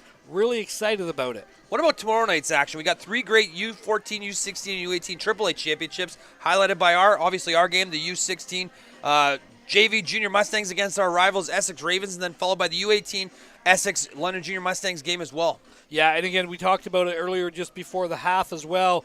To kick it all off, the AAA, the Burlington Stampeders, and a next-level defense, guys. I'm telling you, a next-level defense, and a Myers team that loves to spread the ball around. Onside kick for the Bisons to start the second half, fielded cleanly by Hamilton. Number 2, their explosive receiver is still running around. He will be tackled just past the 50-yard line. An aggressive call from the Bisons to start the second half in an 8-8 game, Ron. I'm not sure I would have liked that one in that particular case. I think I would have preferred to kick it deep on that. But I like the aggressive nature of the play calling. Again, you're here to win a championship. Leave it all out of the field. Empty the tricks, empty everything, play the game to win it. Hamilton will start on offense just over the 50-yard line on the 51-yard line. 8-8 score. We're 10 seconds into the second half here in U16 Kennedy Cup action live from London, Ontario. 3 receivers to the short side of the screen for the Ticats. Quarterback sends a receiver in motion. He's now got 3 receivers to the top of the screen, 1 running back. He sends his slots in motion. Takes a snap back to pass, looking around the middle. Nice seam route completed for a huge chunk. Puts Hamilton on the 35-yard line and a first down for the Ticats, Ron. Same play that we saw earlier in that game, that seam route. So what you're trying to do is you're trying to get that mismatch. Brantford's playing way off in coverage. All you're doing is completing the easy pass into a short area and allowing your athlete to run upfield. Good play call. Hamilton Ticats, first down on the 35, going in. 1 minute into the third quarter. 2 receivers in motion for the Ticats. Quarterback calls the signals. Slots in motion. Takes a snap, looking to pass. He's got a receiver down the sidelines open. A little bit of a bump on the defensive back, and it'll be incomplete. The third quarter today is brought to you by Area 51 Sports Apparel. Area 51 Sports is a Canadian minority-owned sports apparel company that specializes in team sports. They have dozens of suppliers which allow them to offer their customers a full array of products. Area 51 Sports Apparel offers quality, budget-friendly sports apparel and field equipment. Area 51, the sport industry's best-kept secret. Check them out today at www.area51sports.ca. We got a first down for the Ticats. Referees are assessing the penalty, which I missed, Ron. Yeah, I kind of missed what happened there. It was a 10-yard penalty after 10-yard penalty after the play. So I'm thinking maybe a hold or something there, Matt. First down and long to go for the Ticats. Ball's on the 50-yard line going in this 8-8 game. Ticats send 2 receivers across the field in action. 4th receiver out now. Back to pass. They got a screen set up. He finds a running back behind the line of scrimmage. He's caught it for a big chunk of gain. We'll call it a 14-yard gain. It'll be 2nd and 11 for the Ticats there on that screenplay, Ron. Great play called, get some yards back after the 15-yard penalty. Now you're starting to see they're doing the same thing. You've got the one-on-one coverage. They have a high safety rolling over top. So all they're doing right now is getting them to run where they aren't anymore. Nobody had the back coming out of the backfield. Easy screen, easy completion, 2nd down and about 12. 3 receivers to the bottom of the screen for the Ticats. Sends one in motion. Now he's got 1 running back behind him. Quarterback starts the signals, takes the snap, looking back to pass. He's got a receiver up the middle open. Pressure from the Bisons. Quarterback scrambles, throws. Oh, incomplete. Just a hair behind the receiver there on the quarterback scramble, and it'll be a 3rd and 11 for the Ticats. Tough choice to make now. Looks like they send the punt team out, Ron. Yeah, you're going to punt the ball here, play the field position game. Tied up at 8 here. But again, rolling out to your right, does a good job of getting the ball downfield, makes his receiver take a play. Again, we saw that late post across the middle, Matt. That was the kind of open. We saw that concept earlier in that game. They're playing more of a zone. They're not really picking up the men when they're motioning, and Hamilton should be able to take some advantages with that. Punt team out for Hamilton. We haven't seen a lot of punts today. Both teams have been very aggressive on 3rd down, but they'll definitely kick the ball away here. There's the snap to the punter. Turns, punts it to the short side of the field. It's going to take a bounce on the 30, 25-yard line. Picked up by Brantford over the 30, called it the 33. Be 1st down for the Bisons on the 33-yard line going out. We'll call it a change of about 8 yards in field position there in this tie U16 Kennedy Cup game, live from Western Ontario. You're watching live on Junior Mustangs television. Hit that subscribe button. Hit that like button. And join us all weekend for great Ontario Summer Football League action live from London, Ontario. We're here in the U16 championship game, the McKenna Memorial Cup between the Bisons and the Hamilton Junior Ticats. Been a great game so far, Ron. 8-8 score here. Bisons on offense with the 1st down. Yep. See what Brantford could do. They had a lot of success kind of spreading them out, taking advantage of some mismatches. Again, Brantford's got a couple really dynamic receivers. Look for number 17 out of the 2 slot under the boundary. Bison's back to pass. He's got a slot receiver. Pressure from the Ticats. The quarterback is scrambling. He's got some space there. Nice gain. Be close to a 1st down depending on the spot, and he's out of bounds. I like the call to stay out of bounds and avoid the hit, Ron. Yeah, Spanenberger, the quarterback, keeps it there. I just called it. They were looking for that shot downfield to number 17. He was going deep. Hamilton did a good job of picking it up, but vacated the area, allowing the quarterback to step up. No contain there. 1st down, Bison. Bisons with the 1st down on the 42-yard line. 8-8 score. 9:05 remaining in the 3rd quarter. Bisons break the huddle. 2 receivers to each side of the quarterback. They got 1 running back beside the quarterback on his left. They got a fullback offset to the top of the screen.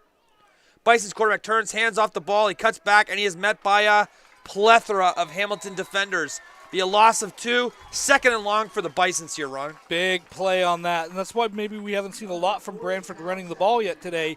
I think that's only about their 3rd or 4th carry that they've actually had in the game. But again, really good job physically up front for the Ticats of shutting that down, nowhere to go, and throw them down for a loss of a couple. So the Bisons will face a 2nd and long here. Tied 8-8. 8:21 left in the 3rd quarter. A lot of time to go here.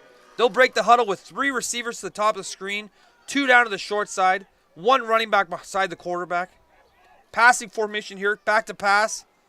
He's got a receiver breaking underneath, completed. Looking for space, not enough room, and it'll be a 3rd down and about 7 to go. I like the play call, Ron. Just not enough space for him to get that yards after catch and convert for a 1st down. Yeah, Hamilton's a receiver on that. Does a good job getting upfield. I think I would have preferred that on 1st down and maybe set yourself up for like a 2nd and 5 and maybe try to do something. As again, we haven't seen a punt for the Brantford Bison yet today, and they are going for it on 3rd down here. I'm not sure if this is the situation where you want to go for it on 3rd and 7 yards, Ron. Facing a tough Hamilton defense. Tie game 8-8. Hamilton's offense just had a very explosive end of the 1st half. 3 receivers to the top of the screen for the Bisons who are in red. Fullback offset. Quarterback takes a snap. He's going to be back to pass. They got an outbreaker. Quarterback throws the ball in the air. It's going to be undercut, and it'll be tipped up. It'll be a turnover on downs for the Bisons. Hamilton will take over on the 46-yard line. 1st down for the Ticats, Ron. Yeah, great job of undercutting that out route. Again, we talked about that out route. Coach Ron loves to run it. That's how to defend it perfectly. You cut underneath it, you high point the ball. Ball, I thought, hung up a little bit. Could have maybe put a little bit more outside of there.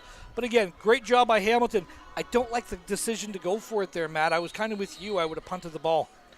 This weekend's games are brought to you by the Ontario Summer Football League, which is run by Football Ontario. Football Ontario is the sanctioned provincial governing body for football across Ontario, placing a focus on innovation, alignment, excellence, wellness, community, and inclusion.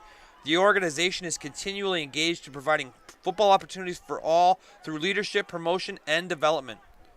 Ticats, empty formation on first down. Quick pass out to the short side of the screen to number 2, their number 1 receiver.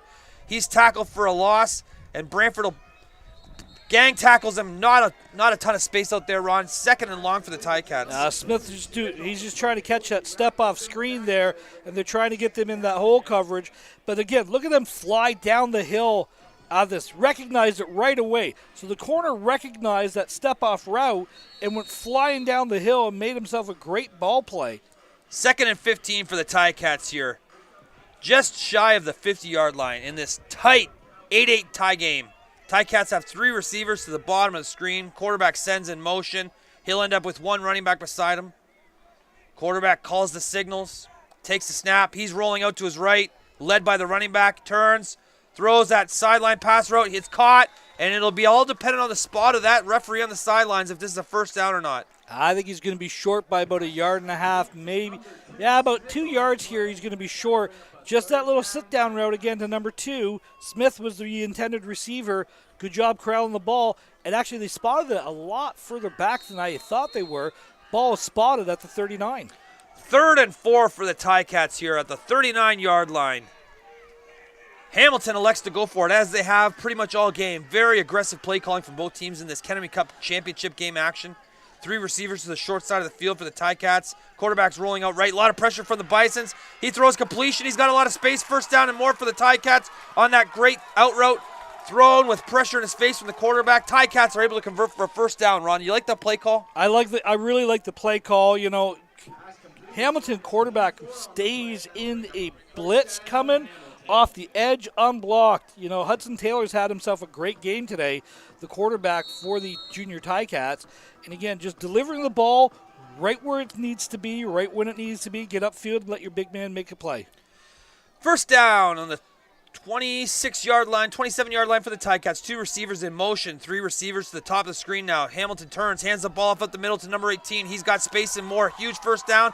Biggest gain of the day on the ground so far for either teams. And Hamilton is knocking on the door of the Bisons. First down on the 11-yard line. Macaulay Welsi is the ball carrier on that. Straight ahead zone play. So what you're doing is you're trying to get, with all that motion, they're influencing out with the motion. They track the motion over the top, and you just hit that quick hitter inside. Someone doesn't have gap control, and all of a sudden you're upfield and you're in first down at the 12. 12-yard line, first down for the Ticats, knocking on the door in this 8-8 ball game. 4 minutes left in the third quarter. Ticats have 3 receivers to the bottom of the screen. Turn, hand the ball off. Quarterback fakes it. He's got a receiver over the middle. He's going to overthrow it head, and it's knocked down by the Bisons. Very close to being an interception, Ron. Yeah, he made a great play on that ball.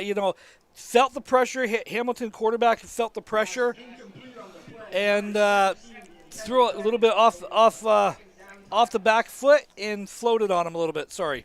Got distracted. That's okay. To the bottom of the screen, you can see the teams for the next game coming out. Looks like the Sudbury Gladiators walking onto the field. They'll be coming to us at 2 o'clock for the U16 action, Sarnia and the Vaughan Rebels. But right now we got a great game going on between the U16 Hamilton Junior Ticats and the Brantford Bisons. 8-8 score. 2nd and 10 for the Hamilton Ticats. Ball's on the 12-yard line. Quarterback back to pass. He breaks pressure. He's out side of the pocket looking to run. He tucks it and he's going to run. He's going to be close to a first down. We'll call it a 3rd and 1 here for the Ticats. Another tough choice. Do you take the points, Ron, or do you go for it on 3rd down as they did at the end of the second half here? I think they go for it again. I think the MO has been we're going to go for it on 3rd downs here. He's really, really close. He's about 1 yard, maybe 1.5 yards. I absolutely think they're going for this here. 3rd and 1 here for the Hamilton Ticats, tied at 8. The ball will be on the 4-yard line going in. Hamilton has been very aggressive in their play calling, going for it on several 3rd downs, including a 3rd and 1 in a very similar situation to end the second half where they could have come away with points, but they elected to go for it, and Brantford was able to stop. In this situation, Hamilton decides to stick with their regular offense, not going to their short yardage package. Quarterback sends in motion. He's hands off to the right, breaks through a tackle, and he's got a 1st down and more. Ticats have a touchdown run. Little zone play over the right side edge. Good job of, again, this is why they didn't bring the big boys in this time. They kept everybody spread out, and he just hits the seam and walks in, makes a man miss right here. Look at this little juke right there. Made the man miss, and then all of a sudden you got a great alley to walk into the end zone. Touchdown, Ticats. End of the first half, we saw the Ticats in a very similar situation, 3rd and 1. They decided to go with their heavy package, bringing in a lot of big bodies, tried to run the ball off tackle and not able to get it. In this situation, they stay with their more conventional offense. Does that create a lot more space for them to run the ball inside? Well, that's exactly what it does. What you're doing is you're making them leave their defensive backs out in the field rather than bringing the extra linemen out there and the extra linebackers to make those plays. So again, DBs are great at covering. Sometimes they're not so great at tackling down the field, and that's what you're trying to do. You're trying to expose the mismatch. You got a zone play, you cut it, boom, off to the races. Great coaching call for the Ticats staff. One of the things we haven't mentioned a lot today, you got great teams in action, great referees, but you also have some great coaches, all volunteers from across the province at different levels, U14, U16, and U18. These coaches are the lifeblood of these programs. Some of these coaches have been coaching for a long time, and they really are the kind of the straw that stirs the drink in terms of summer football action. Tell us about the coaching. You know, the coaching is so great at this level. These guys all use, state-of-the-art equipment. They have associations with a lot of the universities around the province. I know the Hamilton Ticats have an association with the McMaster Marauders. And again, we have an association with Western. So, you get the facilities. It allows us to get the best equipment. It allows us to get better coaching, better ideas, and we get philosophies. So it helps develop these guys. It is so important for the coaches. Trying to figure out what's going on here. Oh, we missed the extra point. Why is the ball at the 35? Did I miss the kickoff? I think we missed the kickoff, Ron. We were chatting a bunch. I'm not sure what happened. I was a little bit distracted as well. No, they said he didn't get in, that he kicked the field goal. Really? So it's 11-8. Interesting. Okay. Well, hey, even the announcers make mistakes. Won't be the last one today. Nope. Bisons on 1st down, throwing over the middle. Incomplete, and they'll face a 2nd and long here. We got so distracted talking about the great coaches, Ron, that we missed a huge chunk of the game, and just a lot of football action. It's been a long weekend for you, Ron. I know that you've been calling a bunch of games so far this weekend. We got a great one here. 11-8 for the Hamilton Ticats, leading 2:56 remaining in the 3rd quarter. We're live from Alumni Field at University of Western Ontario, now known as Western University, live on Junior Mustangs television. Click subscribe today. Help us continue to bring local football action across London and the province. We got 12 games this weekend. We got a great one here, Ron. Yeah, game number 4 of the 12-game docket. This has been a fantastic game. They've all been great so far, Matt. Bison's quarterback rolls out, throws a deep ball up the sidelines. He had a receiver open, but the receiver unable to come down with it. It'll be 3rd and 10 for the Bisons on the 35-yard line. Definitely a situation where they probably see the punting. We got a flag late behind the play. Could be a roughing the passer here, which will be an automatic 1st down for the Bisons. Absolutely, it's a roughing the passer call. You don't see it at the very end of the play. The quarterback gets absolutely lit up there. That's going to be a big penalty. Big chunky yards coming back. Hey, Brantford, you dodged the bullet by giving up the field goal rather than the touchdown. Now all of a sudden, big play to keep the drive going. Ball's at the 50-yard line. See if the Brantford Bisons can keep their momentum going. So Hamilton facing a 3rd and long and now gives up a 1st down on that roughing the passer call. 1st down and 10 for the Bisons on the 50-yard line going in. Down 11-8 to the Hamilton Junior Ticats in U16. KJ Kennedy Memorial Cup action live from Alumni Field at Western University. Bisons hands off the left side. Tackle for no gain. 2nd and 10. Looked like there was a lot of movement. Facing a 2nd and 10, the Bisons here. Offense is struggling to run the ball. What do you think about the call, Ron? Well, you want to keep them honest, but boy, oh boy, they are just absolutely obliterating the offensive line. The defensive line for Hamilton is really starting to take charge on that and come upfield. And now that they're thinking, well, it's just passed, they're really pinning their ears back. Tried to catch him with something underneath there, but no having it, and met for a big loss of about 3, but it was more the hit he took. He could have had, another guy could have got him 5 yards earlier. Bison's back to pass, got a receiver underneath, throws the seam route wide open. He's going to catch it, and he has got space to go. Touchdown for the Bisons on that slant seam route, and they will take the lead. What a throw from the Bisons facing a 2nd and 11, Ron. Raspido is the receiver on that. We'd be talking about this kid all day, him being an athletic play. I think somebody just loses him in coverage here. He's wide open. There's nobody like 7 yards. Matt, I could have run that in from there. I don't know about that, Ron. Okay, but maybe not in, but I could have caught it. Facing a 3rd and 10, the roughing the passer keeps the Bisons alive, and 2 plays later, they strike through the air for a huge chunk, and just like that, the Bisons take the lead 14-11. Pending the extra point with 1:38 left in the third quarter. What a great game, Ron. Sudden change, sudden change, sudden change. It's those quick strikes, taking the advantage, taking the ability of taking advantage of a situation. You've got the momentum. Again, I think they just missed a switch on the defense, on the switch route. I'm not 100% sure what happened there, but boy, oh boy, kick is no good. 14-11 for the Brantford Bisons in U16 Kennedy Memorial Cup action live from Alumni Field at Western University. You're watching live on Junior Mustangs Television. Click that subscribe button. Keep us going next year for more streaming of local great football action from London and across Ontario. You're going to be able to watch all these games on Junior Mustangs Television for as long as you want. All the streams from the championship weekend, 12 games across 3 levels will be live for you to enjoy over the winter when it's cold and you're missing football.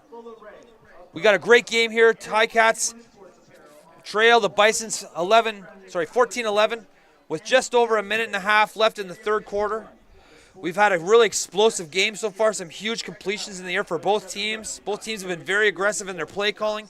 Hamilton's lined up to receive, expecting an onside kick from Bisons. Brantford started the half with an onside kick that Hamilton was able to recover. We haven't seen a lot of punts yet, Ron. Both teams have been very aggressive in going for it on 3rd down, including 2 situations for the Ticats on 3rd and 1 from inside the 5 where they elected to go for it instead of taking the points. Both times they didn't come away with a touchdown. It's been a major factor in the game is the aggressive nature of both teams going for it on 3rd down. Brantford will kick off from the 45-yard line. Up by 3. Minute 38 left in the third quarter, Ron. This has kind of been the calling card of all weekend. All the teams have been playing very aggressively. Brantford recovers the onside kick. And he's got a lot of space. A big boy is running, and he's tackled at the 25-yard line. What an unfortunate result for the Ticats. They were in great position, just unable to field it, and Brantford will take over. It looks like momentum has swung in the Bison's direction, Ron. Yeah, Tatum Tremblay with the recovery on that. Slips right through his hand, and again, this ball in Canada can be advanced in the onside. It's not a dead ball. It can absolutely be advanced. And, Hamilton looks really, really dejected right now. You gave up a big play. Now you got to go up and play defense again. Boy, you want to win this game. You need to make a play right now on defense. Absolutely. The Bisons offense leading 14-11 with a minute 25 left in the third quarter. Comes out 2 receivers to each side. 1 running back beside the quarterback to his right. Quarterback starts the signal, drops back to pass. He's looking to throw an underneath slant route, caught with room to run. We got a gain of 5 and more. It'll be a 2nd and 3 for the Bisons. They've thrown that little slant route, almost the exact same play they scored on the touchdown. They just threw it to the other receiver, Ron. Yeah, Siad is the other receiver on there, number 20. Again, just 2 steps, bang, hit that. That's something that we talked about earlier off in the air as well. There's been some great passing and big momentum swings as the weekend goes on. Let's see if Brantford can really take advantage of this and kind of put their foot on this game so far.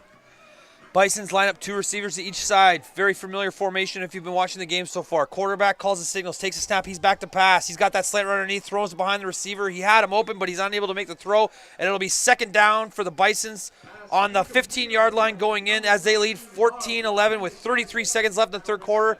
You can see down on the screen, walking out, looks like the Sudbury team. I think we identified the other team as Sudbury, but it was actually Vaughan. Looks like here's the Sudbury Gladiators. Long trip down from Sudbury to play this game. They'll come up at 2 o'clock against the Vaughan Rebels in U16 Sandy Ruxtall Cup action, but right now we've got a great one on the field. 14-11 Bisons, and they are knocking on the door. 2nd and 10 for the Bisons here. The clock ticks under 20 seconds in the third quarter. 2 receivers to each side. Quarterback back to pass. He's looking deep on that double move route. Brought down by the Hamilton defense. The ball is loose. Let's see what happens. Great sack from the Ticats to save a drive. And they're signaling turnover on downs. We'll wait for the referee. The referees say 3rd down for the Bisons. It'll be 3rd and long for the 20-yard line. Do they kick the field goal or do they go for it, Ron, as the quarter will end? And we'll be facing fourth quarter action next. They may make him play the last play of the third quarter here. Well, Townsend was is the gentleman that recovered it. But there's a great move. I think it's number 37 for the Ticats coming right around the end. Great extension over to strip the ball down. That was a fantastic job by the defensive line. We are going to get one more play. I think we've seen them struggle with the extra points. I think the field goal opportunities are out for the Bison. 3rd and 15 for the Bisons on the 21-yard line. 3 receivers to the top of the screen for the Bisons. They are up by 3 points, 14-11. Quarterback back to pass. He's got a receiver down the sidelines, wide open, throws the ball in the air, and it'll be a touchdown for the Bisons. What a great play call. Hamilton had trouble defending that deep play, and Bisons go for it on 3rd and 15 and are able to convert for a first down. That'll move them up 20-11 as the third quarter ends, Ron. What a call. Raspo again, number 17, high pointing the ball. I don't know if Hamilton is playing a zone coverage or if they're playing man coverage because they're lining up like they're in man, but they definitely cannot stay with that gentleman. That's a zone dropper going in there. So I don't know if it's a combination man zone but something's going on because they were lined up man everywhere else and there was no high safety. They were manned up across. He just does a great job of getting outside. Great release, untouched release, Matt, and in for the touchdown. We've had some great quarterback play today from both teams, Ron. Both teams have had a bunch of big throws in the air, and they're able to find those open receivers. Looks like Hamilton's called a timeout here. I think it's the Bisons that actually called timeout. Yeah. Probably this will be a go-for-2 situation if you're looking at the chart. They're up by 8. Up by 9 points, looking to make it 11, correct? Yeah, this is absolutely a go for it, too. But you've also proven that you don't have much of a kicking game going on, so I think they're going to go for the 2, especially under the circumstances and everything else. This is also going to be the last play that you're going to have the wind at your back. I think you want to get as many points as possible. Looks like Hamilton struggling the last couple minutes of the third quarter here. Looking for a big stop to keep this within a 9-point game. And then they'll take over on offense and see if they can drive down the field and respond to this Bisons. A couple key plays have really changed the momentum. That roughing the passer on 3rd down, which would have given Hamilton a first down and goal, continues to drive for Brantford. Brantford then hits that big seam route on the next play to score, to go up ahead 14-11. Gets the onside kick back. Huge return on the onside kick, which puts them in field position. And then on another 3rd and long, they go for it again. They throw the wheel route for the touchdown. Brantford's really been aggressive the last couple minutes, and it seems to be working in their favor as they're able to take control of this game. You know, again, on June 3rd, these two teams played each other, and Hamilton beat them soundly 28-3. So this is a rematch. Brantford unable to get the 2-point conversion. They'll be tackled. It'll be 20-11 as we end the third quarter here at Western Alumni Stadium in U16 Canemy Cup action. The Brantford Bisons lead the Hamilton Junior Ticats 20-11, Ron. We've had some great games, and this one is living up to the games before it. We got a really exciting fourth quarter about to hit us up here, Ron. What do you think about the game so far? You know, this has been a great weekend of football. All the games have been really, really exciting, have been closely played, well guarded, well officiated. I know there was some controversy in last night's game, you know, with the Guelph and Chatham team. But again, you know, everything's been going off really, really smooth. Matt, I got to put a shout out to the people doing all the heavy lifting over here. Over to our left, Dan Fitzgerald and Adam Melrose, Stephanie Melrose helping produce this, updating everything, watching the stream, making sure you guys can hear us and see us. we're just here, I get to talk about football all day. That's easy for me. These people are doing all the work behind us, and of course, our excellent cameramen as well. If you're looking to stream some local sports action, contact these guys. They're the best in the business. If you like what you see and you appreciate the presentation today, click that subscribe button and allow us to continue to bring great local sports action in London and across the province. Bisons will kick off on side here as we start the fourth quarter. Last touch by Brantford. They're going to get the ball back again, Ron. Yes, they are. Wow. Hamilton's fell asleep at the switch. What a swing of momentum. 2 onside kicks in a row, and Hamilton has been unable to seize back control of the game. Brantford is in the driver's seat now, 20-11 as we start the fourth quarter, Ron. Hamilton literally has fallen asleep at the switch here. Is literally what happened. This is what they've done all day. They try to be aggressive with it. They understand it's coming. Hey, you know what? The guy makes the play. It is last touch clearly by the Bison. I thought the last one, or the one before was Brantford ball. Hamilton ended up getting it. But, that's 3 onside kicks in a row, Matt, and they recovered the last 2. The last one for a big play. This is a dagger. You get points on this. This is a dagger. Absolutely. Brantford lines up on offense, up 20-11. They have just dominated the last 8 minutes of action. Jet motion, hands off. Quarterback fakes these around the left edge, tackle for a loss, and it'll be second and long for the Ticats. The fourth quarter today in today's U16 Kennedy Cup action is brought to you by Barron Championship Rings, the official championship ring of Football Ontario. Barron is a focused brand, and their relentless commitment to design, craftsmanship, and superior story-driven products are what drive them to deliver only the best to their clients. For more information, visit www.barronrings.com. Again, that's www.barronrings.com. We're joined here live from Alumni Stadium on the Western University campus for U16 Kennedy Cup action. Brantford Bisons lead the Hamilton Junior Ticats 20-11. 10 minutes left in the third quarter. Second and long, Brantford throws an incompletion, and they'll face a third and long here. The last 10 minutes have been a story of Brantford dominating control. 2 onside kicks, roughing the passer on third down, which would have gotten them off the field, and 3 huge passes have really just been the story for the Bisons here, Ron. Yeah, you talk about trigger points. That roughing the passer call was kind of the opening of Pandora's box right now, and that's kind of what has been the difference as we see Brantford again going for it on third down here. With the wind in their face, you're not going to get much positive momentum if you punt the ball here.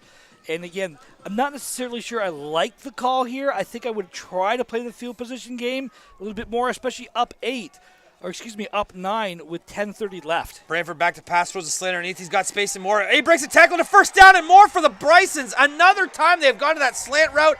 This time the receiver is able to catch it in stride and break through tackles, and they get a great first down. What a huge play call for the Bisons, and I think it's clear to everybody watching that Brantford has taken control of this game. Yeah, they're really seizing the opportunity. Seads on the reception, and they're not doing anything fancy.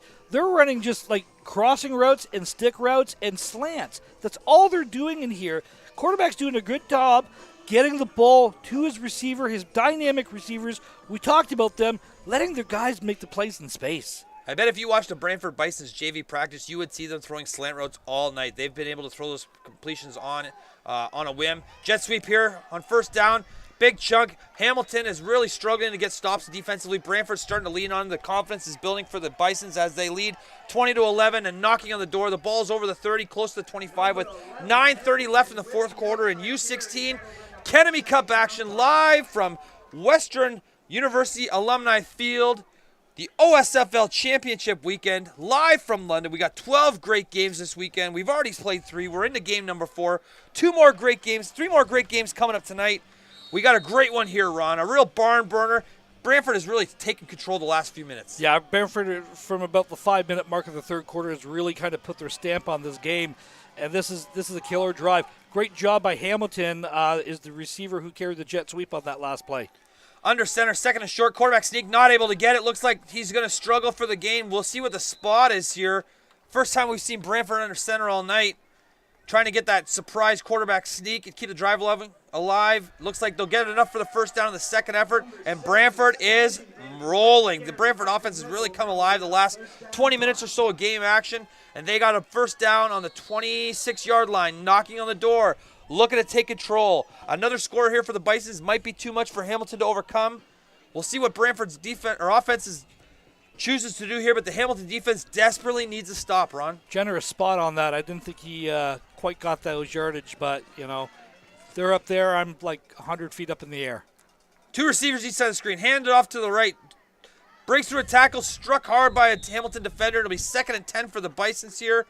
They go to the ground game and aren't able to get any sort of gain here, Ron. Yeah, Caven's the ball carrier on that straight ahead. You're starting to see Hamilton commit more assets to bringing pressure, which is opening up those back end seams, but you see a double blitz coming from the inside. Both linebackers creep up, and they're crashing right away. They're trying to get the ball. They're trying to make a play, but it leaves you so susceptible to that next level pass that we've seen it. When all of a sudden you catch it, there's nobody there, you're in trouble. 1 receiver to the top of the screen alone. Hamilton throws that fake screen route. They throw the deep wheel route again. The same play they scored, and it's a touchdown, Bisons. Is that it for the Bisons, Coach? Have the Bisons taken control of this game on the exact same play they scored the last touchdown? Yeah, this is, it's literally the exact same concept to a different receiver. This time it's number 11, Hamilton, who catches that ball. But boy, oh boy, I don't get the coverage. He completely bails on him, and there's no safety over the top. Sometimes it's hard if you're a 16-year-old football player. You see that guy in front of you. You say, I got to go tackle that guy. They've thrown that screen route in front of me 6-7 times this game, and all of a sudden you see a receiver running right past you, and you go, uh-oh, I've made a terrible mistake. That's twice that they've done it pretty much in a row. The exact same concept, just a different guys. Extra point is down. The kick is up, and it's, hey, Matt, we saw an extra point kick. We got a 27-11 ball game here. 7:29 left in the fourth quarter in U16 Academy Cup action. The Bisons have taken control of this game the last 10 minutes. Hamilton walks off the field. They look dejected. They got a great coaching staff, though. I know the Ticats are going to come out in the last 7.5 minutes and give it everything they've got, try to get back in this game. Brantford's going to kick off here, and they've kicked onside the last 2 or 3 in a row. They've got them both back. You got to expect that there's another onside kick coming in this situation, right, Coach? Yeah, I at this point, I'd be more inclined to kick it deep because they're looking for it. They're waiting for that onside kick. But I wouldn't be surprised at all if they onside it again here. And again, that's kind of – it all for me comes back to that one play, that roughing the passer penalty, which allowed them to convert that 3rd down. That changed everything. They went down to score, onside kick, score again, and now a 3rd score in a row. That's 20 unanswered points by the Brantford Bison to really take control of this game. Brantford lines up to kick from the 45-yard line. All indications suggest an onside kick may be coming here. Hamilton has a lot of players lined up in that area expecting that short kick.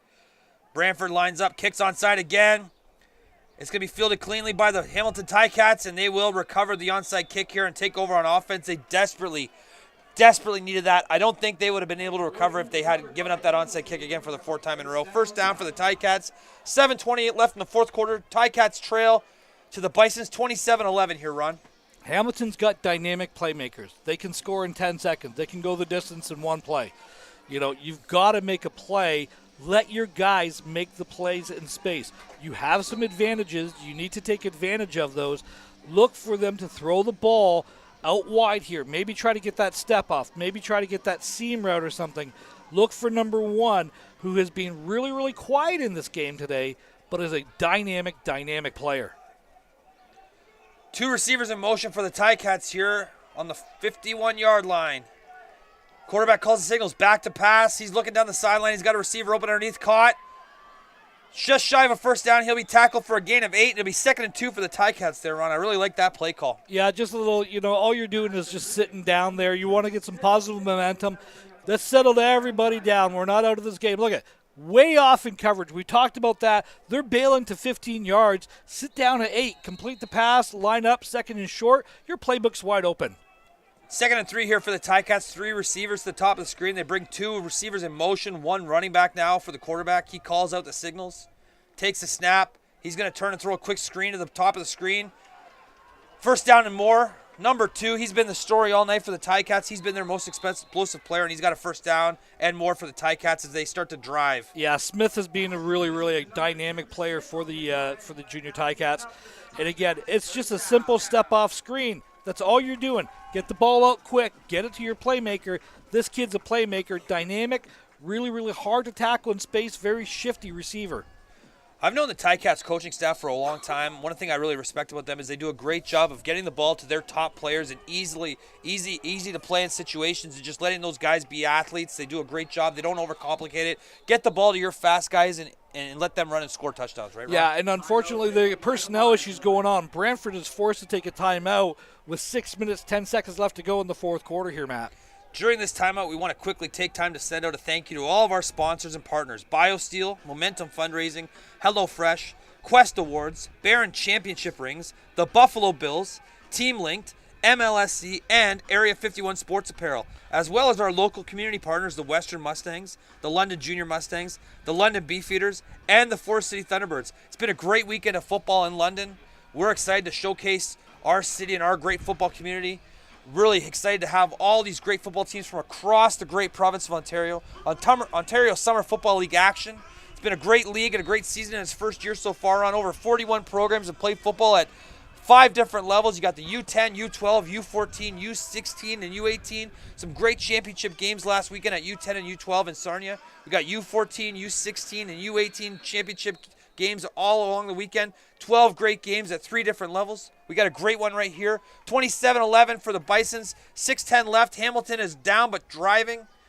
3 receivers to the top of the screen for the Ticats. Quarterback back to pass. He's got a receiver open on the sideline. Overthrown. It'll be incomplete. 2nd and down. There's a roughing the passer flag on the play, and that'll give Hamilton a first down. We've seen that bite Hamilton in the butt, and now they're able to benefit from it. First down for the Ticats. What do you think about that call, Ron? He does a really, really good job. Taylor stands into a pass rush. They're bringing it. They're not hiding it. They're lining up. They're bringing the heat right off the edge, coming. And unfortunately, he just can't slow up at the very end. He does make contact in there. That's definitely another call. Matt, I want to go on another thing. After this is done, after this OSFL season is complete, what do we do now? Oh, let's talk about a little bit of CJFL, Canadian Junior Football, which is starting up next weekend, and University Ball starting up. Camp start this week. Yeah, a lot of football in the future. We got high school football starting in a couple weeks. CJFL U18 action starts next weekend with 3 great games, and then the university training camp will be starting in a week or so, and those games will be quickly here before you know it, Ron. We got some great CFL action tonight. There's a lot of great football in Ontario, in Canada. If you're a football fan, if you're a football supporter, if you're a football parent, or you just like the game, there's a ton of opportunity for you to see great game. We got a great one here today. There's a ton of players on today's field that you're going to see in a couple years playing for your local university team, and then maybe one day one of these guys will be in the CFL and we'll be watching them on TSN.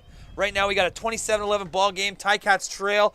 5:22 left in the game. Ticats back to pass. They got a receiver over the middle. Throw almost intercepted. Hamilton will face a 3rd and 6. Desperately needing to score. They got to go for it here on. This is a great choice. If you're the coach here on, what are you coming out with on 3rd down? I kind of like what they just ran there, that kind of little quick post concept. You've had success with it all day. I think you try to get the ball into Smith's hand. He's kind of being your guy all day. Really good job but they've got him double covered right now. They're not coming off of that at all. So you got the one-on-one, they're not tracking, so you got zone coverage over here. 2 receivers in motion for the Ticats, 3rd and 6, back to pass. He's got a receiver over the middle, throws it wide open, caught for a first down and more. I love the play call there from the Ticats, and they're able to keep a drive alive. They are inside the 5 to the 4-yard line, facing a first down, desperately needing a score to stay in this game. The clock continues to tick under 5 minutes, 4:47 and change. Just that little skinny post by Methot, just coming down, and just a good job of squeezing it in traffic. Ticats in their no-huddle offense, 3 receivers to the bottom of the screen. Quarterback takes the snap, hands off to the right, through traffic, not a ton of room there, and it'll be 2nd and goal from the 3-yard line here, Ron. Hamilton desperately needs to punch this in. They need to punch it in, and they need to punch it in quickly here. But again, 4:20 left. We got a late whistle in here. I'm just waiting to see what the call is. No. Okay, so the whistle's blowing in. Yeah, you need to score it, and you need to score quickly because you need to get the ball back on top of this. 2 receivers in motion for the Ticats, 3 receivers to the top of the screen to the short side. Hamilton, quarterback, calls the signals back to pass. He's got a receiver open in the middle. He's scrambling. Throws the ball in the air, wide open, touchdown. Ticats, and they're still in the game. Ron?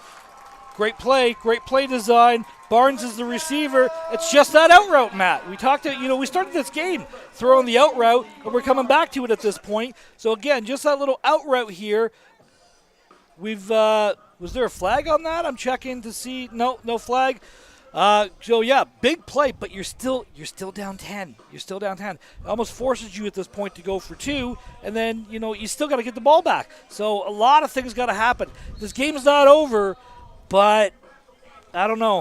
With the 3-minute timing rules in Canada, when that 3-minute warning hits, you got a ton of time. It's like an eternity. So tons of time for Hamilton here if they're able to get the 2-point conversion to make it an 8-point game. 3 receivers in motion, 1 running back for the Ticats. Quarterback calls the signals, back to pass. He's got the receiver in the middle, throws it on the time, overthrown, incomplete. It'll be 27-17. The Ticats will trail by 10 with 3:57 in the third quarter. We got a great one here. It's going to be a great finish, Ron. A couple minutes ago, you mentioned CGFL action. I would be doing myself a disservice if I didn't throw in a shameless plug for our great team, the London Beefeaters. We're looking for great players for the future. So if you're a high school football player in Ontario, you're going into your last year of high school, you're looking for a place to play after, we got a place for you here in London, so give us a message. Shoot me a message on Instagram at Coach Matt Snyder. We're looking for great football players across the province that want to come in and play junior football action in London for the premier team in the Ontario Football Conference, under 22. We got some great programs. I'd love to talk to you about it, and I'd be doing myself a disservice if I didn't say that, Ron. Always got to be recruiting is one lesson I learned from Coach Marshall. So, shameless plug on my behalf. I will be joining you guys again this year, streaming the Beefeaters games on Beefeaters television. So, shameless plug for you, shameless plug for me. Really enjoy. Thank you guys, everybody, for joining us over the weekend. The CJFL, there's many rivalries. We're going to talk about rivalries a little bit later, probably in our next game when we start talking more about the JV and the varsity games tomorrow night. But let's set it all up. The London Beefeaters, the 2-time defending Ontario champions. Onside kick for the Ticats. It's going to be a short kick. I think it went 10 yards, and it's going to bounce flag on the play. Bisons will recover. That's a tough kick. Hamilton trying to keep the drive alive. It looked like the ball hit the Ticats defender or offensive player in the back before it went 10 yards. It'll be Bisons ball on first down, leading by 7 with 3:56 left. Ontario junior football is a great alternative for players to continue to play football after high school that aren't going the university route. Many players that are able to play are working, going to community college. Some players are at university but not able to make the commitment to play university football. Some players need a little bit more time to develop or mature. If you're a high school graduate and you're looking to continue to play the great game of football after high school, find your local junior football team in Ontario and contact them. But if you're looking for a place to play, you can always contact the London Beefeaters. We'd love to have you. It's a great alternative to university football, and I think it's a really interesting league. I'm excited. The hardest part for me of taking that job was, honestly, I wouldn't get to call the games with you on the sidelines, Ron, but hopefully you say some nice words about me and I make a great couple play calls and you got some nice things to say. So I'll question a couple calls along the way. That's kind of what I do. I wouldn't want it any other way, Ron. I'm going to listen to your calls and whatever you say to do, I'm going to do the opposite. And hopefully it should work. Hey, look, I'm pretty bang on today. There's been a couple instances where I was wrong last night, but for my predictions, I'm pretty bang on today. Ron, you do a great job. You got the smoothest voice in Ontario, and I think a lot of people tune in just to hear you talk. We got great production staff, great production crew, and great remix from Adam Melrose, DJ Melrose in the booth, spinning a great remix. If you're not in stadium, you are missing. It's like going back to the club days. Second down pass to the Bisons over the middle. He's got space, tons of space on that slant route. The Bisons' offense is explosive with those underneath pass routes. The receivers are getting great yards after catch. 2:52 left in the fourth quarter. Bisons lead by 10 points, Ron. I'm going to go back to this again. There's a Brantford receiver standing on the 20-yard line that there's not a defender anywhere near him. I don't understand what they are doing here coverage-wise. They're lining up man, but they're letting them release like they're playing zone. There is no safety coming over the top. You're going to get murdered with this all game if you keep this up. Ball's on the 27-yard line for the Bisons. First down, up by 10, 2:47 left, looking to ice this game out and walk away with the Kennedy Cup U16 championship game here. Live from Alumni Stadium Western. Bisons hand the jet sweep off to the left. He's got space to run. Tackled by a couple Ticats defenders. It'll be a 2nd and 12 here in U16. Kennedy Cup Memorial action. Live from Alumni Stadium on Western University campus. You're watching live on Junior Mustangs Television. Hit that subscribe button. Allow us to keep broadcasting great local football action from London and across the province for years to come. These games will all be archived for you to watch over the winter. Continue to watch them. Share them with your friends. If you got family or friends not able to make the game, send them the link and have them check out the game, but also check out some of the other great action from all along the weekend. There's 12 great games on 3 levels that are going to be showed for your enjoyment. Don't be a stranger. Join our channel often. Watch these games and and continue to support great local community football action across Ontario, from Windsor all the way to Sudbury, from Huronia all the way to London, and all stops in between. We've had 12 great games this weekend, 3 great games so far. We got a 4th great game that's going to come down to the wire, and we got a couple more to show in the afternoon, including a great U18 Ruxtal Cup Championship tonight between the Huronia Stallions and the Starnia Sturgeon, and what should be a real great AA championship game. Yeah, welcome to the party, the North football, as we see the Sudbury Gladiators kind of coming back towards the stadium. This is a really, really physically gifted team. They have athletes, and they can run the ball as well. I think this is going to be a really, really good battle for these guys. And I know that they're playing Vaughan, but boy, oh boy, this Sudbury team looks the part. 3 receivers on the top of the screen for the Bisons here on 2nd and long. Quarterback's running around, throws short underneath. It'll be tackled for a loss, and it'll be 3rd and a long way to go for the Bisons here, up by 10. What do you do in this situation, Ron? Well, I believe that they just called time. I believe that they've called, Hamilton has called their last time out here, so they're going to get the ball back with decent decent time, and, depending on what you can do, decent field position. You haven't shown much of an ability to kick for much of a kicking game for Brantford. I really like the idea of trying to, even if you get like 10 or 15 yards on this, kick the ball down there. Yards are your friend. Time is on your side. You gotta pin these guys deep. Now, I know there's dynamic players all over the place for both these teams, but I like the punt in this situation, Matt. They showed that in the first quarter. They had their quarterback line up and then back up late and do that little quick kick from the quarterback position. Might be a situation here where they bring that out of the back pocket again and try to pin Hamilton as deep as possible. Really force Hamilton to use every possible second to come back in this game, knowing that they have a chance, even if they give up a big touchdown, to get the ball back. Up by 10 points. It's a 2-score game. 2:28 left in U16 Ketamine Memorial Cup Championship action. Hamilton Junior Ticats in black against the Brantford Bisons in red. Brantford leads by 10 points. Great explosive football game so far. Lots of deep passing routes. Lots of great completions. Great quarterback play on both sides. Hamilton's lined up all across the deep depth looking for a deep pass. Ball is tipped and it'll fall incomplete. Intercepted by the Ticats, although that's a situation where they probably should have blocked it down, and Hamilton will take over on the 35-yard line, trailing by 10 points with 2:21 left. Not a lot of timeouts. I think they've used both their timeouts so far, and they're going to have to hurry. They do have that no-huddle offense they've shown the last couple drives. This is going to be a great ending to another great game, Ron. Yeah, they definitely used both their timeouts, and I believe that Brantford used one of them as well in the third quarter for that for that field goal attempt that they were trying to do. So, again, 2:21 left. Big pressure brought that time by Hamilton. They weren't sitting back. They were going man coverage. But, again, Brantford had a guy tracking downfield. Ball was tipped at the line of scrimmage and was picked off. Hamilton, you've got dynamic playmakers. We've said it. Look for number 2, Smith. Try to get him the ball in some space. Maybe make a tackle, and you're off to the races.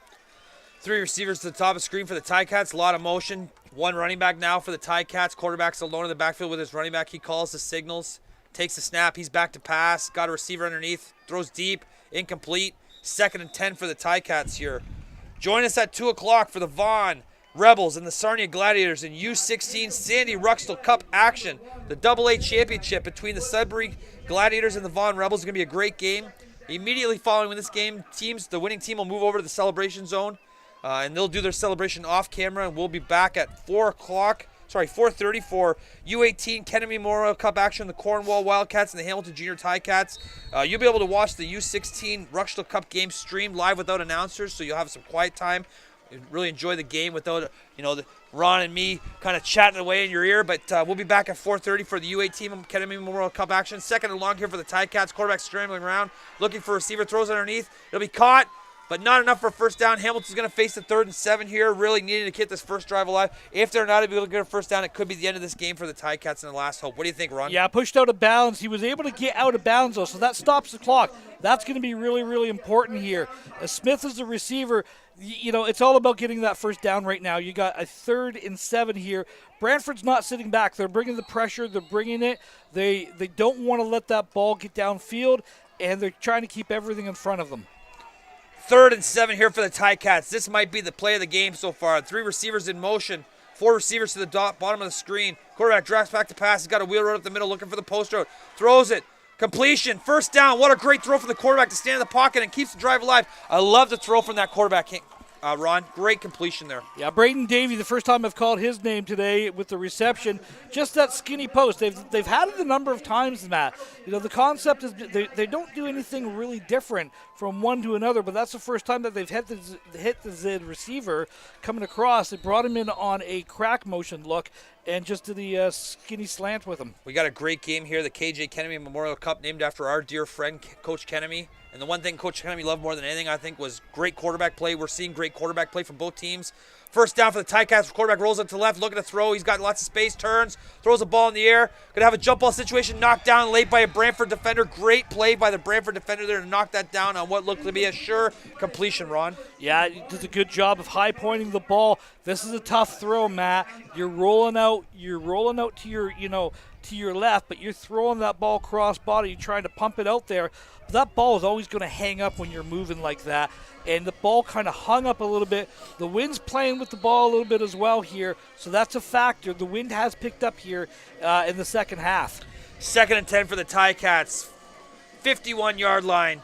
Down by 10. 1:25 left. Do or die zone for the Ticats here. 3 receivers to the top of the screen in U16 Memorial Cup action. Brantford up by 10, looking to get a stop here. Ticats send receivers in motion. Quarterback calls the signals, calls the snap, back to pass. He's alone in the backfield, setting up a screen, throws the flats, completed. A lot of space, first down and more for the Ticats. They'll keep the drive alive as the clock will stop as the referee set the change. I like the throw there, Ron. Yeah, just a little out route. They've gone to it a number of times. This time they bring it out with with almost, I want to say, the fullback out there. So, just a little quick out route, just that ghost route. See the runoff and you see the out. So hard to defend because you're putting a guy in a bind. Great job completing the ball, getting the first down. Simple and effective play calling from the Ticats here. They've done a great job of getting the ball to their key players in this situation. The quarterback play has been excellent from both teams. 3 receivers bottom of the screen for the Ticats. Back to pass. Quarterback's got a receiver up the middle. A lot of pressure. He's running around, looking deep. He's got a receiver on the sidelines. He decides to tuck it and go. First down and more. Keeps the drive live and out of bounds to stop the clock. Smart decision there for the Ticats. Smart. Hudson Taylor has played himself a whale of a game. This is a kid in grade 9 who's going into grade 10. First year at the university level. He's got a bright future ahead of him. He's made some really smart decisions. He hasn't tried to force the ball too much today. That's probably one of the smarter ones, to get your yards, keep the ball moving, keep the clock going, but get out of bounds so it freezes it. I know the Ticats coaches are very excited about the future of their program. They have a ton of grade 9s playing key spots for this team over the course of the year, including their quarterback. They look to have a great season next year, and they're hoping to wrap up the year with the KJ Kennemy Memorial Cup Championship here. Down by 10, minute left. To the Brantford Bisons, back to pass, quarterback looking for a receiver up the sidelines. He's got pressure in his face. He's going to scramble. He's out to the left. A lot of room now to throw. Looking for receivers open, throws it underneath. Going to be almost intercepted. It looks like they had a bit of a miscommunication. He thought the receiver was going to break back in. The receiver thought he should keep going to sidelines. 51 seconds left. 2nd and 10, down by 10 points, Ron. Tough choice here. What do you call on 2nd and 10? I look for that skinny. Maybe try to get that one-on-one matchup. You've had some success with number 2 Smith over on the boundary side. Maybe try to get him one-on-one in there, and maybe try to get those 4 receivers over again. Look for that post across the middle. A couple different combinations. If you got something with a stop and go where you can just pat your feet and go, I think that might be a death sentence. Look to the number 2 for the Ticats, the receiver at the top of the screen, to be involved in this play.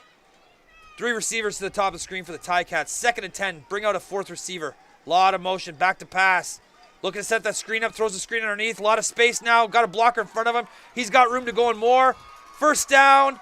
A lot more. Out of bounds. Stops the clock. I like that play call. They set up the formation to the top of the screen almost as a decoy. Threw back to the bottom of the screen, the wide side, with not a lot of bodies around. They had 2 big linemen in front, and the running back had a ton of space. Able to get upfield, get the first down, and then get out of bounds and stop the clock, Ron. Yeah, ball's at the 11-yard line, 42.6 seconds left to go. And again, how do you evade, how do you neutralize a big pass rush? You throw a screen, you run a draw, you get them to outrun the play. So good play design, good call there by the Hamilton coaching staff. And again, just dynamic players everywhere. This has been a whale of a game. Great game so far, and we've had 4 great games across the board in this OSFL Championship weekend, live from Alumni Stadium at Western Ontario. 42 seconds left. Ticats down by 10. Facing 1st and 10 from the 11-yard line. Quarterback back to pass. He's got pressure in his face. Throws underneath. Catch it. Got to get out of bounds. He's going to be tackled in bounds, which will keep the clock alive once the referees set the ball. and it looks like a minimal gain. 2nd down and 11 yards to go from the 12-yard line. Ticats desperately need to get in the end zone to give themselves a chance to kick onside and set up a storybook ending if they're able to get back in this game. Down by 10 points. Both teams have been explosive on offense. We've seen great quarterback play from both sides of the ball. Coach Ron, great throwing plays, great football activity all across the board. And this is setting up what's going to be a great day in OSFL Championship Day action. Ticats back to pass. Got a receiver over the middle. Throws it to the left side of the field. Caught! And what a throw and a catch from the quarterback. Wow, Ron, that's outstanding. And this is going to set up a real humdinger of the last 16 seconds here. Ticats will need to kick the PAT and then kick onside. They'll have minimal time left, but wow, what an exciting end to the Kennedy Memorial Cup U16 championship game, Ron. You know, again, Trey Mantor, we've called his name a number of times today. Big receiver. We talked at the beginning of this game how athletic Hamilton receivers were. You understand why they're going back to pass the ball 70% of the time in this game, if not closer to 80. Quarterback can move around, deliver the ball. Great receivers. Kick is down. The kick is up, and it's good. So it's a 4-point game, Matt. Excuse me, it's a 3-point game. 27-24, 16 seconds left. You know what's coming. The onside kick to end the game is going to be one of the most exciting plays in football. Trey Mantor, if you're watching this or your parents are watching this and you're looking for a football opportunity in the future, give me a call. I'd love to talk to you about joining our program in the London Beefeaters after high school. But right now we got a great ending to a exciting game. U16 Kennedy Memorial Cup championship action between the Brantford Bisons and their 401 rivals, the Hamilton Junior Ticats. Ticats led by 1 point by a couple scores. Brantford came back and with an 8-minute stretch just completely dominated. Onside kick, touchdown, onside kick, touchdown, onside kick, touchdown. Jumps up to a 27-10-11 lead. Hamilton's come back and punched in a couple late. We got a 3-point game with 16 seconds left. Hamilton needs to recover the onside kick. They have no timeouts left, and then they'll need to move quickly down the field to set themselves up for the game-tying field goal here. This has been exciting action all across the board. 4 great games so far. We got 3 more games to come today. Let's see what happens here. Onside kick coming for the Ticats. Here we go. We know all about the onside kick from the Ticats. Short kick to the bottom of the screen. It's going to go 10 yards. Touched early. Flag on the play. Brantford will take over the ball. The Brantford player, or the Hamilton player, touched it just early. We got a little bit of fisticuffs late. Looks like some frustrations are kind of coming out as the players start to understand that this game may kind of be over. Coaches out there really controlling, bringing cooler heads to the surface. Great job by the Hamilton coach to get the kind of players out of there and not let these guys, emotions are high for these young fellas. They're at the end of the season. They've given all they have to these great teams, these proud programs, and obviously sometimes when things don't go the way you want them, your emotions get the best of you. I thought the coach did a great job of getting out there and really controlling the situation before anything bad happened. It looks like it'll be Brantford's ball, and they'll simply take a couple knees, and likely we're going to be announcing the Brantford Bisons as your U16 KJ Kennedy Memorial Cup Championship team in a couple seconds. What a great game. Both teams will handshake on the field, and then Brantford will move over to the celebration zone off camera to celebrate, and we'll be back at 2 o'clock for some great U16 Sandy Ruxtall Cup AA championship between the Vaughan Rebels and the Sudbury Spartans. Sudbury's made the long drive down. Vaughan come up as well to play a great game. We got some U16 AA championship game at 2 o'clock, which we'll be streaming live. And then at 4:30, the U18 Kennedy Memorial Cup championship game between the Cornwall Wildcats and the Hamilton Junior Ticats. We'll be back at 4:30 to bring you all the action from the field between the Hamilton Junior Ticats and Cornwall.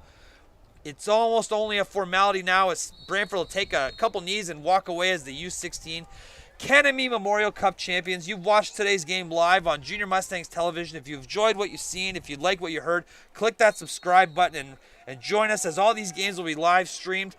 They'll be archived. You can watch them all winter. Come and check out some other great games from across the province at 3 different levels. All these games will be streamed live and archived for you to watch. So click that subscribe button and really allow us to continue to bring you great community local football action. Congratulations to your U16 Brantford Bisons, your 2022 KJ Kennedy Memorial Cup U16 champions. Ron, what a great game, exciting finish, and I think both quarterbacks played well. That would make our dear friend Coach Kennedy real proud. He loved quarterback play more than anything, and don't you wrap us up with what you thought about today's game? Yeah, it really, again, it was all about the playmakers in space, and it came down to, a couple plays in about an 8-minute span, and it's amazing how one play can start the avalanche, and sometimes the avalanche is really, really hard to stop. I thought both teams played with respect and played really classy. I was glad to see, as them coming across the field, them shaking hands before there. The last thing we want is extracurricular activity, is anything like that. These kids have battled all year long. At the end of the day, there's going to be a team that wins, there's going to be a team that loses. Sports is that simple sometimes. It doesn't make it any easier when you're on the other side of the stick. Join us at 2 o'clock. Vaughan Rebels, Sudbury Spartans, U16 Sandy Ruxlow Cup action live from Alumni Field at Western University for OSFL Championship action live on Junior Mustangs TV. Click subscribe. Watch the games, enjoy them, allow us to continue to bring live local sports action from London and across Ontario. Congratulations to the Brantford Bisons. We'll be back at 2 o'clock for Vaughan and Sudbury, and then at 4:30, me and Ron will be back in the booth for the Cornwall, Hamilton, U18 KJ Kennedy Memorial Cup action live from Western. Thanks for joining us, and we'll see you at 2 o'clock for the next game.